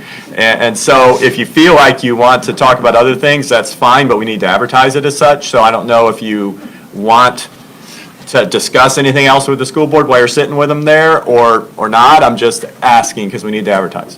I think it would be complicated enough. Well, I do too, but Mark, we can't have a joint meeting with the school board without having an open agenda? Well, I can tell you, the way it's been advertised so far, yes, because the ads are already running for this, and it's all about voting. I think we keep it to that. Yes. I think we just keep it to that. But, We you know, feel the need. The school board is talking about impact fees. They do that on their own? They absolutely can. Oh, yeah, they can talk about it, they're gonna have to come see you for the authorization, but they can start on their own. But it could We're be the ones that impose the climate. ordinance that, Exactly. But you can impose, I think, Mr. Harris, the question though is, they can they impose- just impose They cannot do- impact fees No. for a school board? no, they have to initiate it, but we are the ones who close it up and into Well, a that's legal. what I, Well, what I'm saying is the impact fees, how do I articulate this? The impact fees don't have to be across the board. Like, you can have a Board of County Commissioner impact, a school board impact, and a hospital impact. Is that not correct? Well, not a board of county commissioner, it's a. Infrastructure. Roads, parks. Schools. Yes. And so, but there would be a charge coming from three separate entities, right? If the hospital, the school board, and the county commission do It would it. be a charge going to you, I mean, it would be money paid to that pot. It would be money paid to the school board pot. Yes. To you that you transfer over. Yes. Right. And what I'm saying is that the school board can do that, and we don't exercise our pot. That's what you were asking, wasn't it, Yeah. Commissioner Harris? we And so have- the school board came to us and said they had a 5-0 vote of support, that they want to reinstitute impact fees. but that, we'd have to okay it, right? Yes. And it could be only schools. That's your point. That's It my could be point. Only schools Right. with your final blessing on it. Yes. But they're gonna have to go through a study, which could take a year or two. Why is that? Why do they have to go through a study? Because you gotta pay. It has to be, in order to withstand legal challenge, it's got to be shown that it's proportional to the impact of the homes. You can't just pick a number out of the air. You got to have, to show Also, there has to be a dollars and cents attached to what that the a impact new will be. house creates this many people and this many kids, that results in this much more buildings needing. Okay. buildings. Because I thought that we never really, I thought that we just suspended it indefinitely and we could reinstitute it at any time. Kept on doing that, but then after We got several away with years of that, I remember it was Commissioner Davis, he made a motion and said, let's just take it off the table now. And it didn't really matter. You would have had to do a new study anyway. Because of the time surpassed? Yeah. All right. So not advertising for additional discussion with the school board. You are going to have a second session with them December 7th, so if you are in the meeting November 9th and they say, well, we really want to talk about this, then we maybe advertise the December 7th one as a broader agenda. My district, Mr. Glacius. I'm good. Shane, if you look at that guardrail in front of Country Oaks, at least just get it marked off It's dangerous. And add all the potholes all through Port LaBelle to your list. All of them. The funny thing is that as I was riding through there on Saturday, I can see where our staff went out there and patched a hole because the asphalt was so black that a foot and a half away from that hole, it's opened up. I mean, it's like a shell game. Shane, are they your potholes? No, they're ours. I went by his map. I'm learning. Come on, man. I was looking at where I can put sidewalks. So, You ain't getting no sidewalks. all right, that's all for me.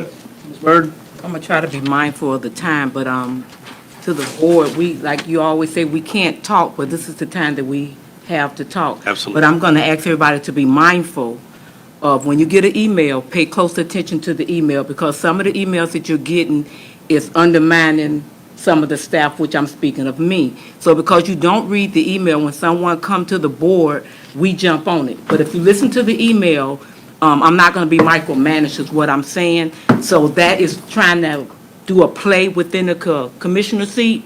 So they're trying to micromanagement. I'm not gonna allow them to do that. So I'm very careful to be respectful of my elders, but at the same time, I need the board to pay attention to the emails that come across, because when I get ready to do a project, if I tell it, somebody undermines it. So I can't, some things I'm not gonna put out there until I know the money's there or the project is moving forth. And that's sad that I have to do that, but I've been in the seat for 5 years and I have to do that. So I don't know what your district look like, but that's my district look like. As far as Harlem Academy Daycare, that's in District 1. We all responsible for the daycare, but it need to be said that Shane, Allen, Jennifer have worked so hard. So I don't need anybody else to come in and to micromanage us, because they're doing what they need to do to make things happen and to move forward. So I'm going to ask you to, if you will read your emails, you will read between the lines, and some of it, you don't have to read between the lines, because when I don't move, when I'm asked to move, then they send the emails to all the commissioners and all the pastors. So I am doing my job. I'm not a person that cry about things, but I'm tired now, okay? So it's time up. So I know they're going to come back with me, and that's fine. I'm not going to argue with anybody. I'm going to do my job. And I think I work hard in my community to get things done, but it stops. I'm tired. I'm tired of dealing with people that had 21 years, and I got 5. So they ain't going to let me do my job. I'm doing my job. So when you get an email, pay close attention to it. When somebody throws something at you, be careful what you say, because sometimes you're stepping where you don't need to step at. The second thing is that Harlem Academy was deeded out in 2003, before my time. When we got it back, it was messed up. It's messed up then, and it's messed up now. It's not messed up because the person that had that was deed to, when the county did not make sure they took care of it. It was deed to them, but so in our ordinance, we need to write in the ordinance, if we're gonna deed something to someone, we need to make sure in that deed that they must be responsible for taking care of that property. Because when we get it back, it's gonna cost us twice as much to repair it. Not only cost us, it's also, we having to pay the mortgage off from it. So when you're gonna address, when somebody come to address something, please ask me. Ask me, what do I know, what's going on, because I'm not gonna tell everything, because I have to do things different than you do in the rest of your district. I have to be careful of what I do and what I say, simply because my fight is different. But I love my community, and I'm working hard for my community. And today is the day that I got tired. You know, when you get married, you don't get tired until you divorce. Well, I'm tired, and it's time for my divorce. So I needed to say that, because you need to deal with things a little bit different. Ask me what's going on. I don't like to argue. I don't feel like we should put our laundry out, everything that we discuss across the table. But I have to do that now, because of things that's going on. Are they interfering? Yes, they're interfering. Ask me, and I'll tell you. Look at the emails, and you would know. Okay, so I know it's going to come back, and that's fine. But I'm not going to argue today with nobody, and I'm not going to argue tomorrow. I'm going to continue to do my job and work for my district, whether someone like it or not. I've been in seat for 5 years, and I think that some things have changed on a positive note. People don't like change, I understand that. But they have to accept the change. The other thing, on a good note, Deputy Shanita Campbell is being honored in Orlando for Champion of Children. She's one of our own. She's in reserve right now. And Department of Juvenile Justice is going to recognize her on tomorrow. She is very great with our young people. She goes way and beyond the board, and I think the recognition is due to her. So I wanted to make sure everybody know that she is being honored tomorrow in Orlando at, Restoring Hope training session, and it was a good training today, but tomorrow they will honor her. So I'm very proud of her working with me with the GAP program, making sure things our kids know, dealing with SROs, making sure they know how to communicate with them, and that's what she was doing to help me help our kids. No, we don't advertise everything we do, because when you're working with children, they don't need to know, the public don't need to know that there's a problem. When you're working with families, they don't need to know what you did with that family. Our problem is Facebook is killing us because we think everybody have to put everything on Facebook. I will not put people on Facebook that I help, and I'm going to continue helping. I was helping them before I came a commissioner, and I didn't blast it out then, and I'm not going to blast it out now. So you won't see me parading down the street saying I did this and I done that. I'm going to continue to weigh out what I do, and I'm going to continue to love on my community with somebody else, because I feel like if you're going to give me and help me, you're going to give it to me. And if you're not going to give it to me, if you're an entity, you're not going to give it to me. So give it to me with love, or don't give it to me, but woe unto you. That's what I need to say. You said enough. Okay, thank you. I'll say amen to what you said. I say amen, but I don't think you've said enough, Ms. Byrd. I think you need to double down. I don't think that you need to brag about it on Facebook, but I think the only thing I'm mad about you, Ms. Byrd, is I sense frustration that you feel you're not being effective and you're allowing other people's comments to affect you. And Ms. Byrd, the changes that you've made in your community, they're easy to see, in my opinion. They're easy to see. And I think that you're very unapologetic about that, and that's the way you need to be. That's what motivated you to get into the seat, is you're convicted to want to see change. That's what started you on this journey. And I don't like your frustration because I know where you're at. I hear it. And when you get challenged by constituents wanting to call you out and say you're not engaging the issues, and I know how much passion, and I know how many sleepless nights you have in this job, and I know how many things you do that you don't tell anybody about, it frustrates me, Ms. Byrd, because you work too hard in this position, and I know it sounds hokey, but I want you to enjoy your successes. I don't know about humans, but there's something weird about us. You know, we have a tendency to want to dwell on things that we see where we're missing the mark, and we don't celebrate the successes. So, Ms. Byrd, I think you're doing an outstanding job. Let me ask you this. What can we do to make sure that anything is going on? I don't ask staff to do anything in District 5 that I don't bring before this board first. And the reason why that happened is when Judy KK was in that seat, I got way out in front of trying to clean up, I think it was 4, but it may have ended up being 6, may have only been in 3, but there was ditches that had not been dealt with in my entire life in Flaghole behind people's residences. And I went and sat with the Flaghole Drainage District, and I mean, they were ready to go. And then, they were like, listen, we'll allocate the funding, the dollars and cents that are created in that MSBU don't cover 1/2 of one ditch to be cleaned, but we'll work with you, Commissioner Turner. And I brought that back to the commission and said, hey, we're going to gift X number of dollars to this board, and we're going to get them cleaned up. And I got so angry at Mark because Mark said, wait, hold on, we don't have access to those easements, and you're wanting to put road and bridge staff in there to fix that. And it's not going to be a cost to road and bridge staff, but there's going to be a liability issue for road and bridge staff. Because what happens, he didn't say this, but what happens if we go in there and we take somebody's dog kennel out where they've built over that easement? And so I got a heck of an education right out the gate on that.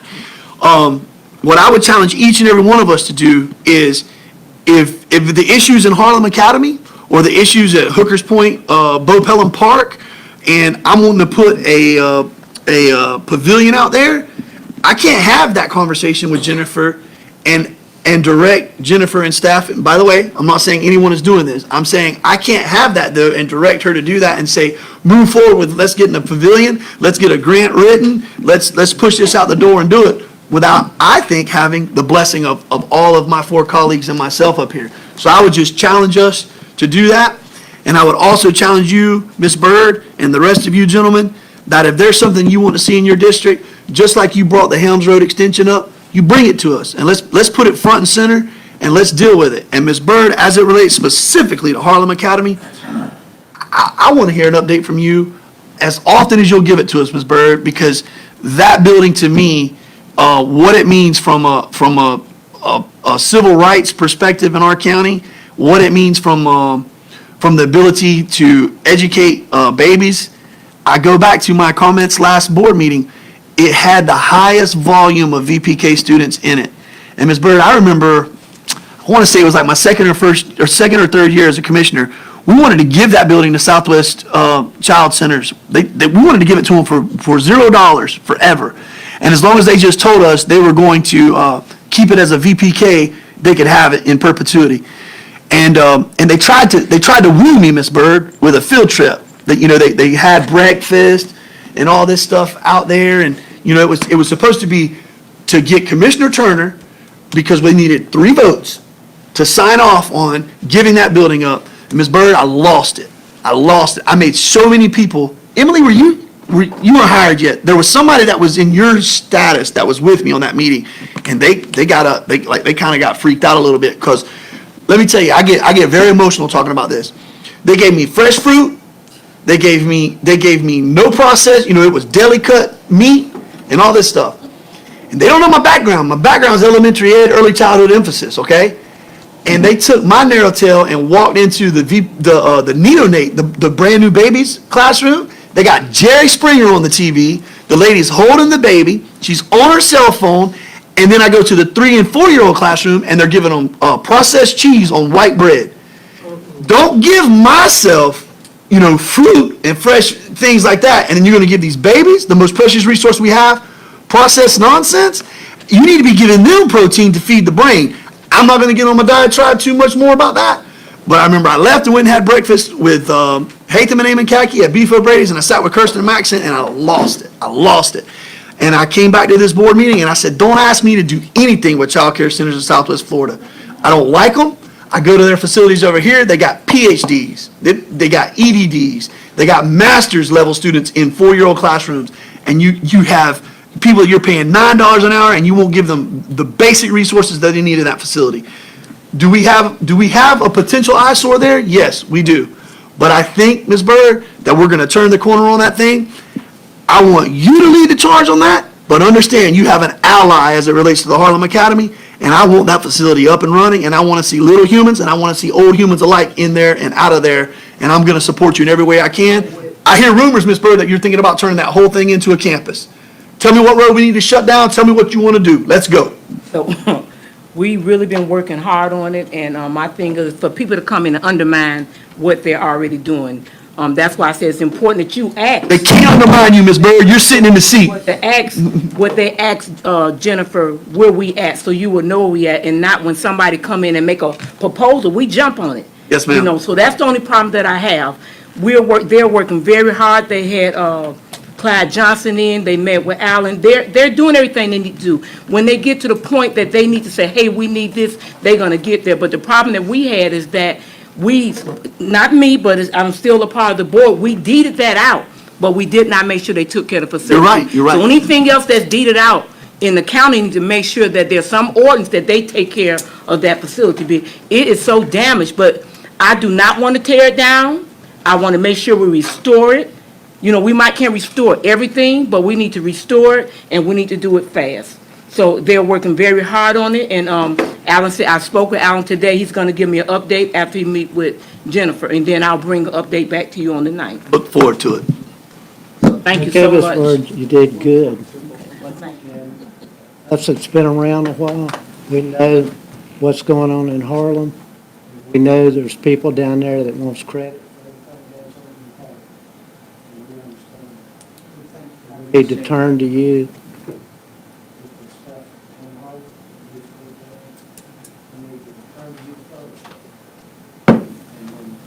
Everything District 2 is really good. Thanks to the staff. We'll go a step further. Y'all get mad if you don't do, I don't care. Okay. You get mad at me all the time. Ms. Bird is a commissioner in that district, correct?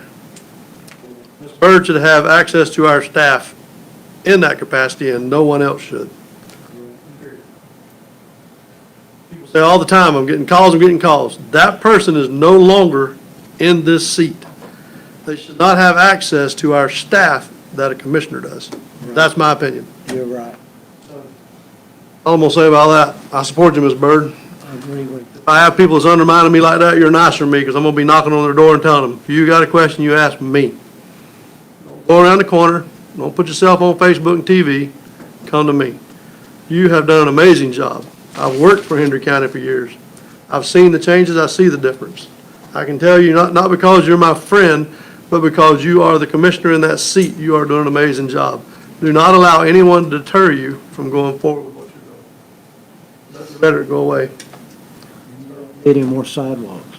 Commissioner Turner, you're up. I'd like to ask Attorney Lapp, Ms. Davis, the update on the foreclosures.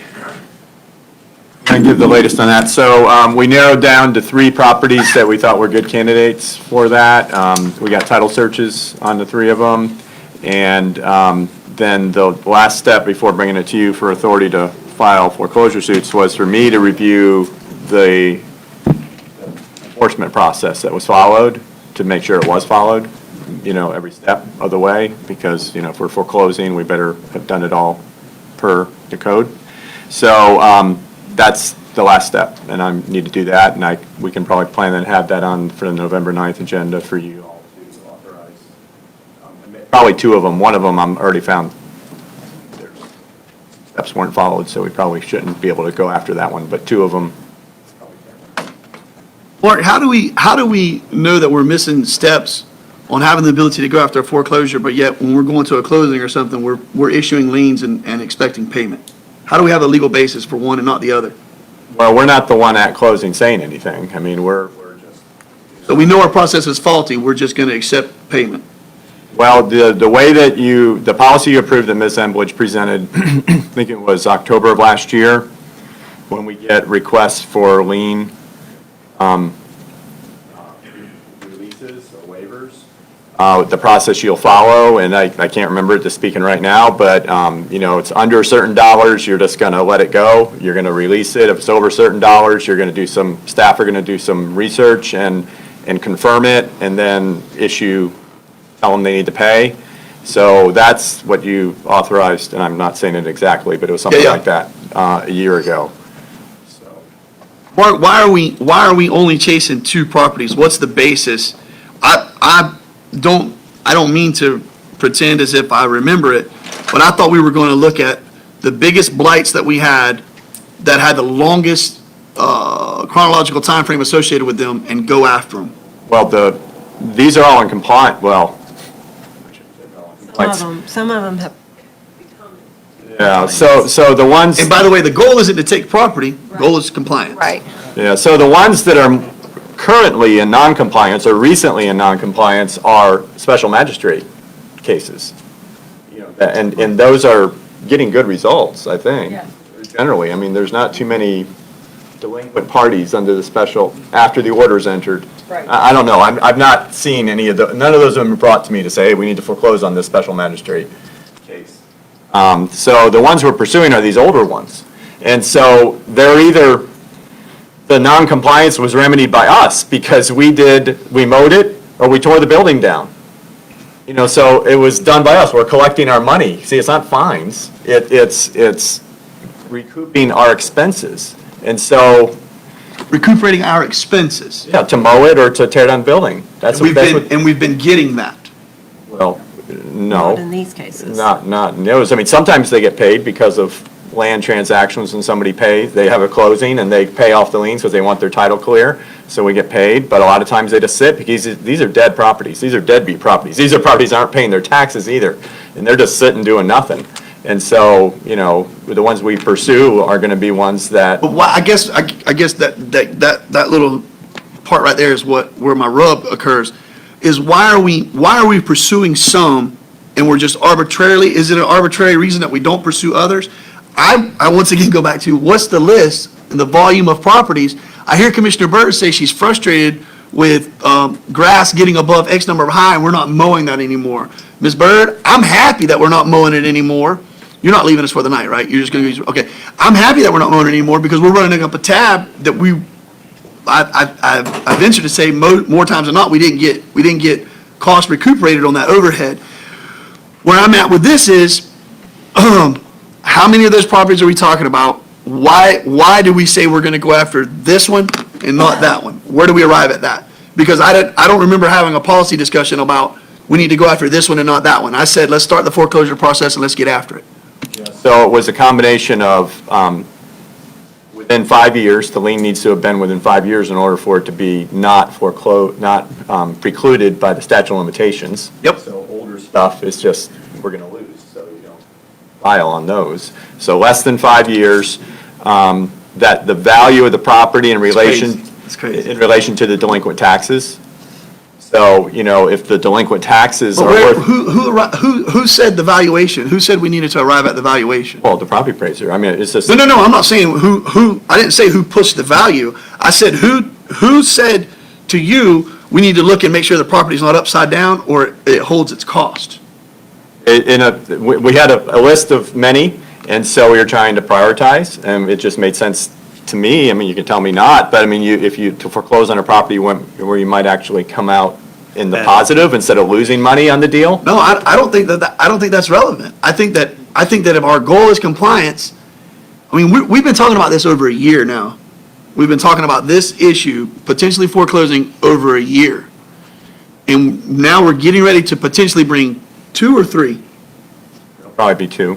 We already did one, by the way, 2 years ago, we did do one foreclosure, completed, sold, got our money, mostly. So mostly we got our money, but I guess the point I'm making is that in 365 days, Mark, if you just had to shoot off of a hip, how many properties did you look at on the original list? Probably 40. 40.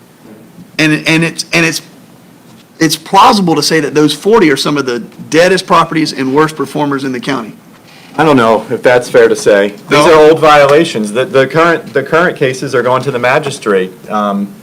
They're properties that, I don't know, I can't speak to it to say. And then Mark, but you also alluded to the fact that if it's past 5 years, we're not even touching it. So we have that blight that's sitting out there. I'm going back to the process of, I don't think we need to worry about, looking at how much the dollars and cents are associated with it. I think we need to attack these. We need to attack them aggressively.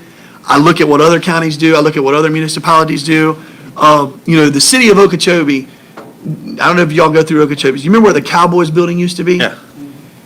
They got a check for $59,000 when they went to closing on that because of code enforcement liens. The city of Okeechobee got a check for $59,000.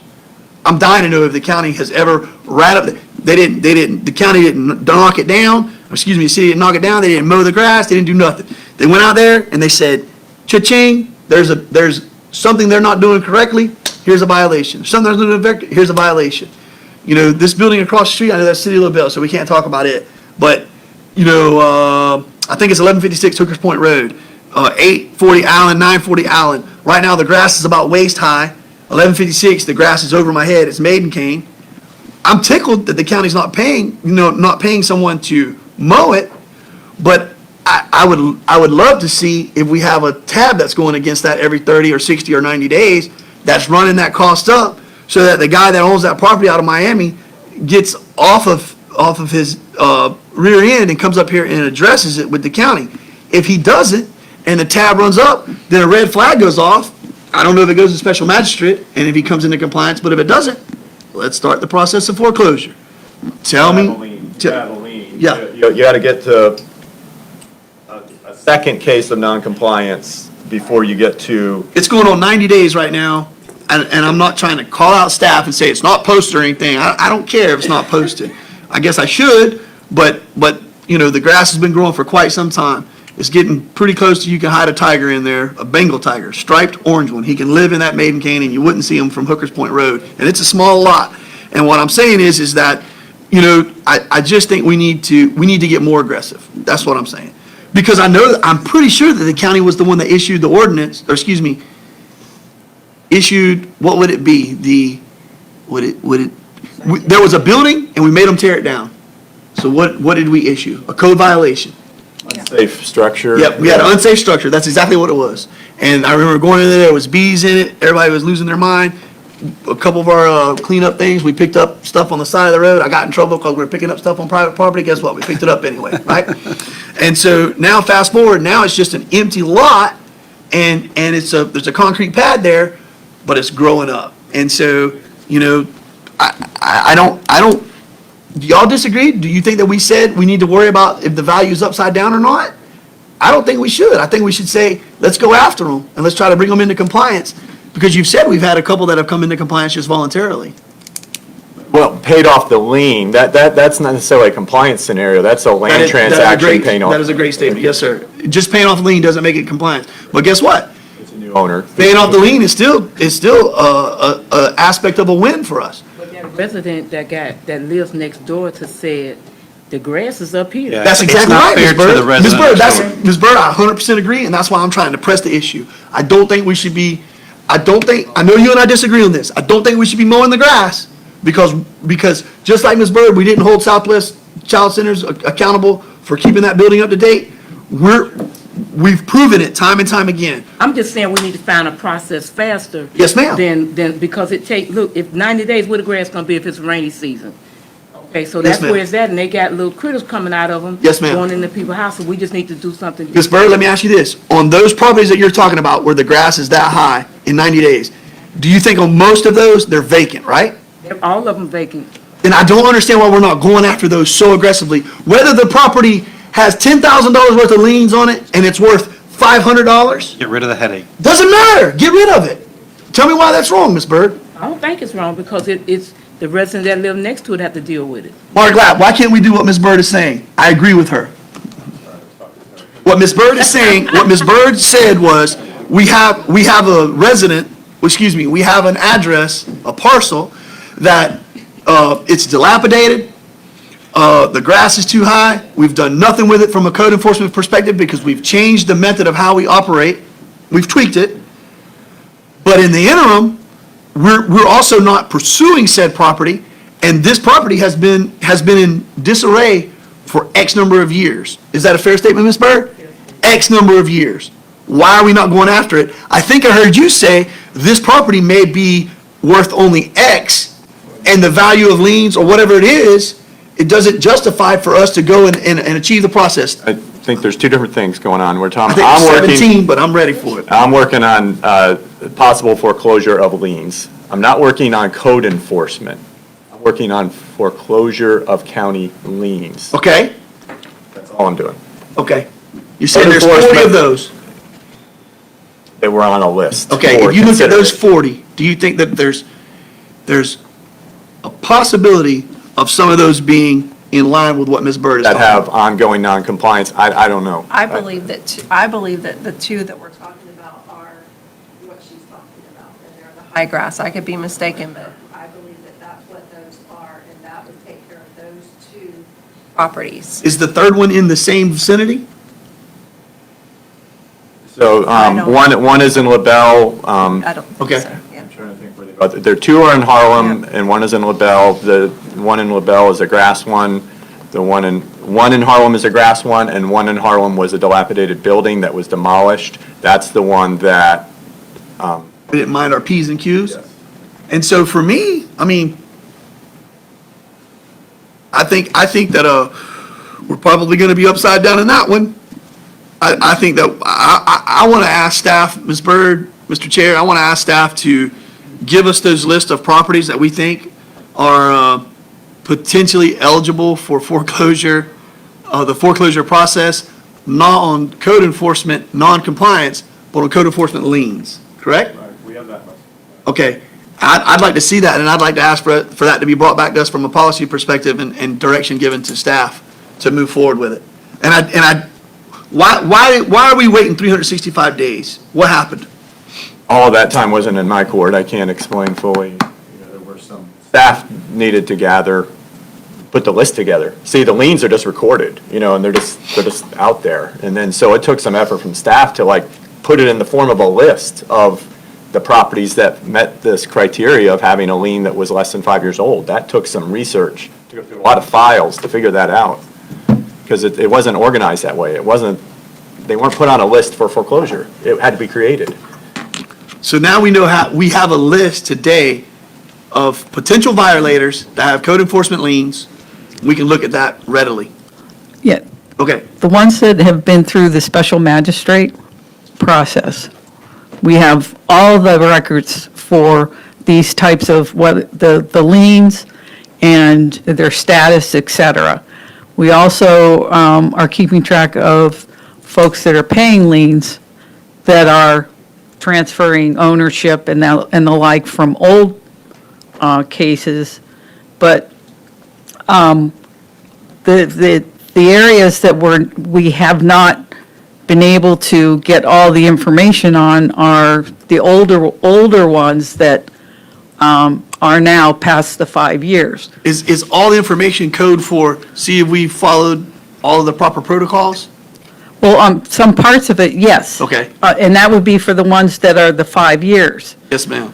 The special magistrate ones were following protocol, but with the special magistrate, what, we have 10 years to 20 years on those that we can go after them. Yeah. But the old ones that were greater than 5 years, the ones that were not, so a lot of them, I say a lot of them, we can show that on that original list of 40 or so that we were looking at that were 5 years or earlier.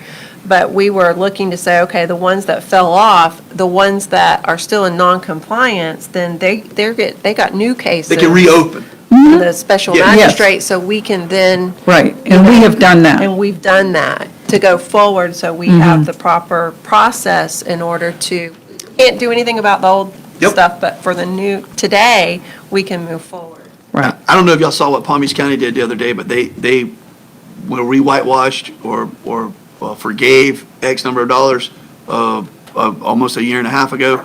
They did the same thing of trying to bring it in. So just to wrap this aspect of this conversation up, I would just ask y'all, what are y'all's thoughts? Because I'd like to ask Mark to bring back that list. And I'm not worried about the dollars and cents of whether the property's upside down or not. I think that we should bring back that list and look at trying to bring them into compliance and get rid of eyesores. Thoughts? I'm consuming, Mark.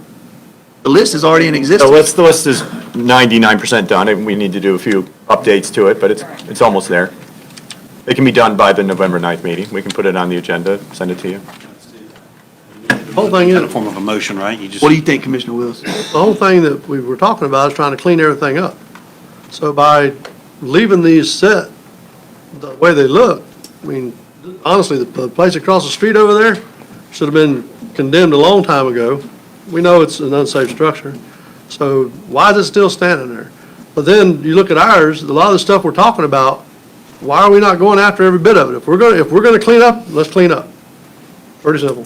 You know, don't worry about if it's 10 years old, if as soon as we can get it cleaned up.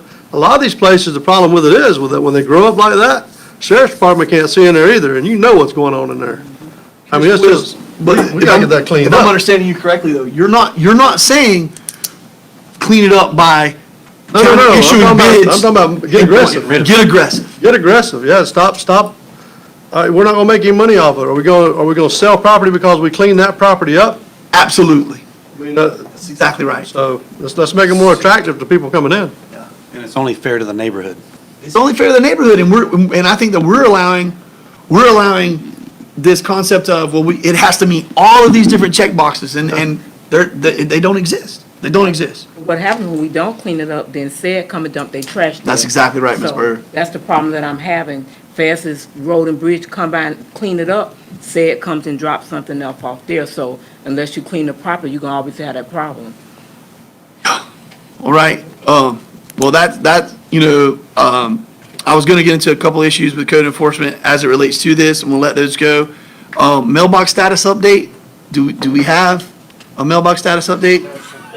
Okay. So where do we stand today with mailboxes? 'Cause I know, for example, in Ladika, still have them in the rain, and I got some stuff that's rickety. In Hooker's Point, I have some, I almost think they need to be cut down. But what happens if that happens? You know, who's on the hook to replace them if nothing's happening to them? And then you go to Pioneer, we're getting a re-roof and all that stuff. We're tickled about that, but, Yeah. What's the status?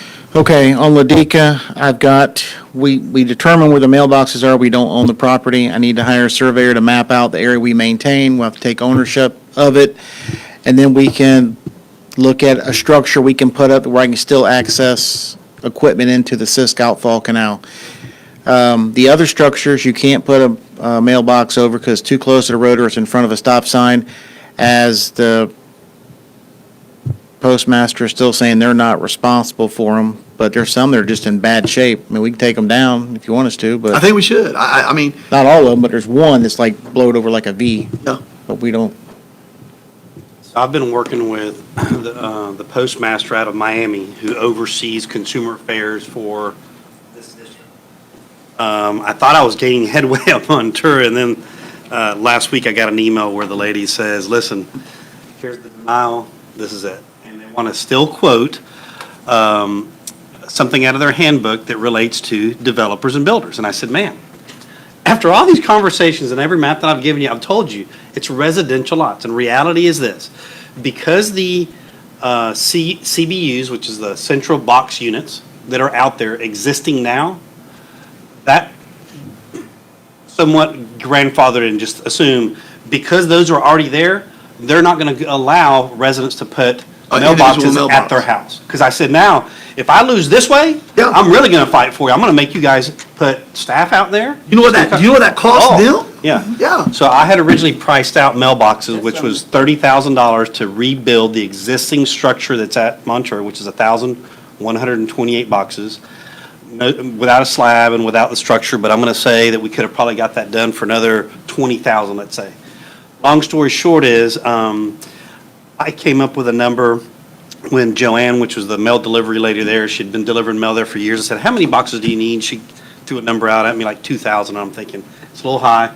What if we went halfway? That's what my thought was of rebuilding what's existing. Long story short, I reached out to the property appraiser's office to decipher how many people are getting mail at P.O. boxes in Clewiston based on the property appraiser's website, and that number is only 163.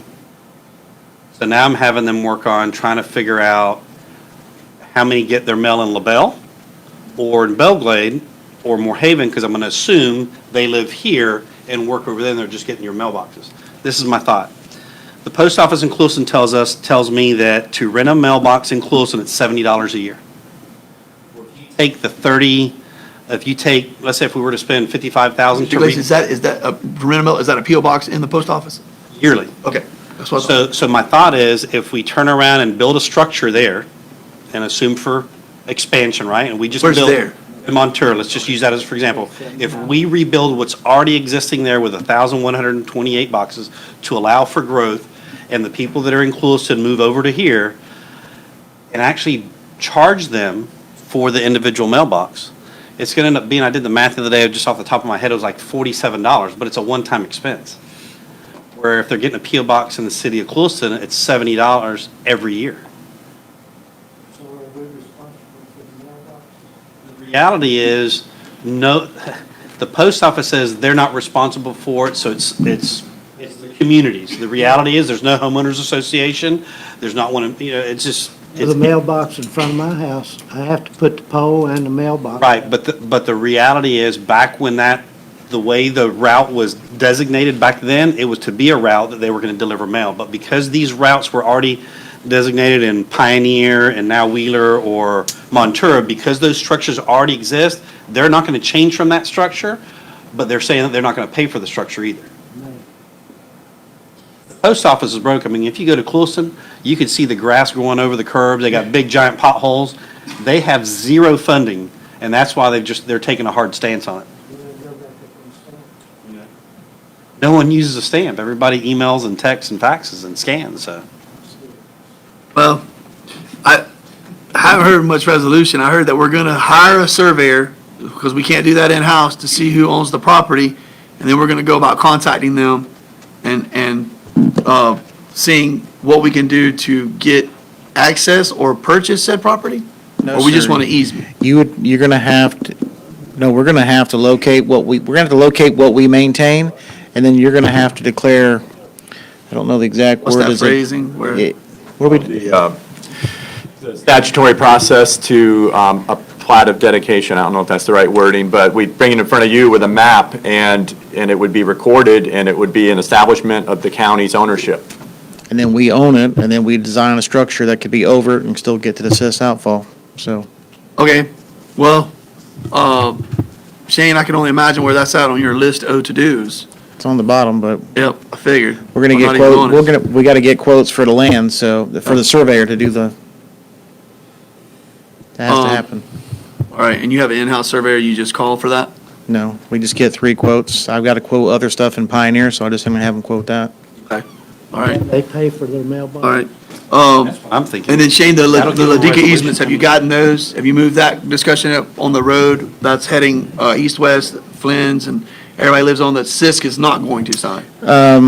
Mark's got to review the easement, but he's been bombarded with a bunch of other, we put that on the bottom of the priority list for him to review, but when that's reviewed, then we'll send them out to, I think it was Miss Gore and a few others, Flynn, and then get them all signed, recorded. Get those done, if you'll email them to me, I'll go get them signed immediately. Okay. That'd be great. If they're signing, we'll bring a notary to the field, have it Okay. done. All right. This is the first meeting I haven't seen him at. Nope, he's here. Not you, sir. Ms. Davis flagpole update, and I see Mr. Martin in here, so we may have some cross-mogenation we can discuss. I actually talked to him today, and he said he was working either with or on a contractor to get the updated pricing. Is that correct, Mr. Martin? For the flagpole to be able to get back with the Fair Board to finalize their agreement. Is that correct? Mr. Martin, would that final pricing be foundation, lighting, flagpole install?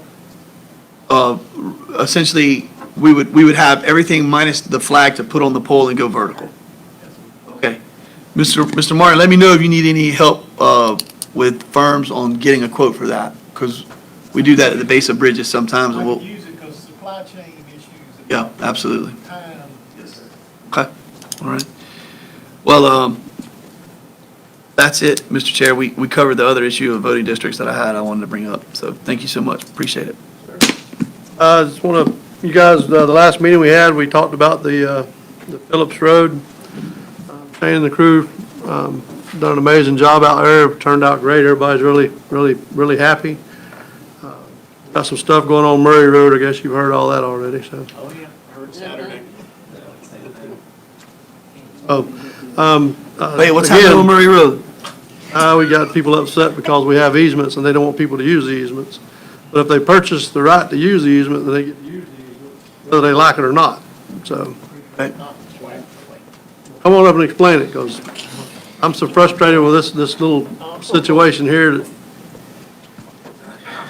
For the record, maybe you Shane can shed Parker. some light on this. Okay, what happened was Murray Road, landowners to the MSBU, yeah. east, no, From the the east west. property line of the landowners along Murray Road own the land where Murray Road is. Right. They gave an easement to the county. It varies in width, 30, 50, 60 feet, all the way down. That's a county easement. We can grant permission to go in and out. Landowners to the east of the properties on Murray Road, which is on the east side of the right-of-way of Murray Road, or easement line of Murray Road. Landowner was clearing said property, cleared it, piled it near the easement line. Phone call was, text message was received that says, hey, the landowner to the east is clearing the property, put their debris on my property, which is where the road easement is. I said, okay, I will contact code enforcement. Instead, I just contacted the landowner since I had his number and there was only one landowner to the east. So I contacted him and said, do you know about this? And he goes, I figured you'd be getting a phone call. And I said, well, I did. He goes, no, I'm not on her property. I'm not in the road. I said, can you look? He went and looked. He called me back, said, I have one cabbage log that's in the road easement. And I said, okay, well, could you just get it out of the way? And he's like, yep, I'll tell you how I can get it out of the way. At that point, I got a text message that says, how'd it go? I'm going to be reporting this. And I'm like, okay, well, I assume that was. Ooh, you get reported? No, not me. I don't care. So they're going to report the incident. So I'm assuming that was code enforcement, didn't know who it was, but that was not the case. Or it could be DEP, who knew? But then I get a call back that said they called the law on me. And so the sheriff's wasted tax resources, had to send somebody out to see about it. They spoke to the landowner in question, then they spoke to him, explained the situation. I guess it got documented, I don't know. He attempted to remove it, and he said he had rolled off the stack onto the property is what I was told. I did not see it, nor did I have the time to go over and look at it or waste looking at it, but he told me that he was going to be removing that debris from his property and whatever was in the road right away, but it wasn't staying long. So it was basically just a civil dispute, and it was on her property. That was true, but it was in our road easement, and it was not hurting traffic. It was just an innocent mistake, in my opinion, but that's the whole story. Y'all just thought you had issues. I got people complaining over 6 or 8 inches of a cabbage palm bulb. Anyhow, y'all done a great job, Shane. All the residents are tickled about that. I'm excited about the conversation when we come back together. We're gonna have some opposition in that, but it is what it is. The road, y'all, it turned out great. You can get down it. Postmaster was very happy. So, thank you. Anybody got anything else before we close? Mr. Chair, good job. Meeting adjourned.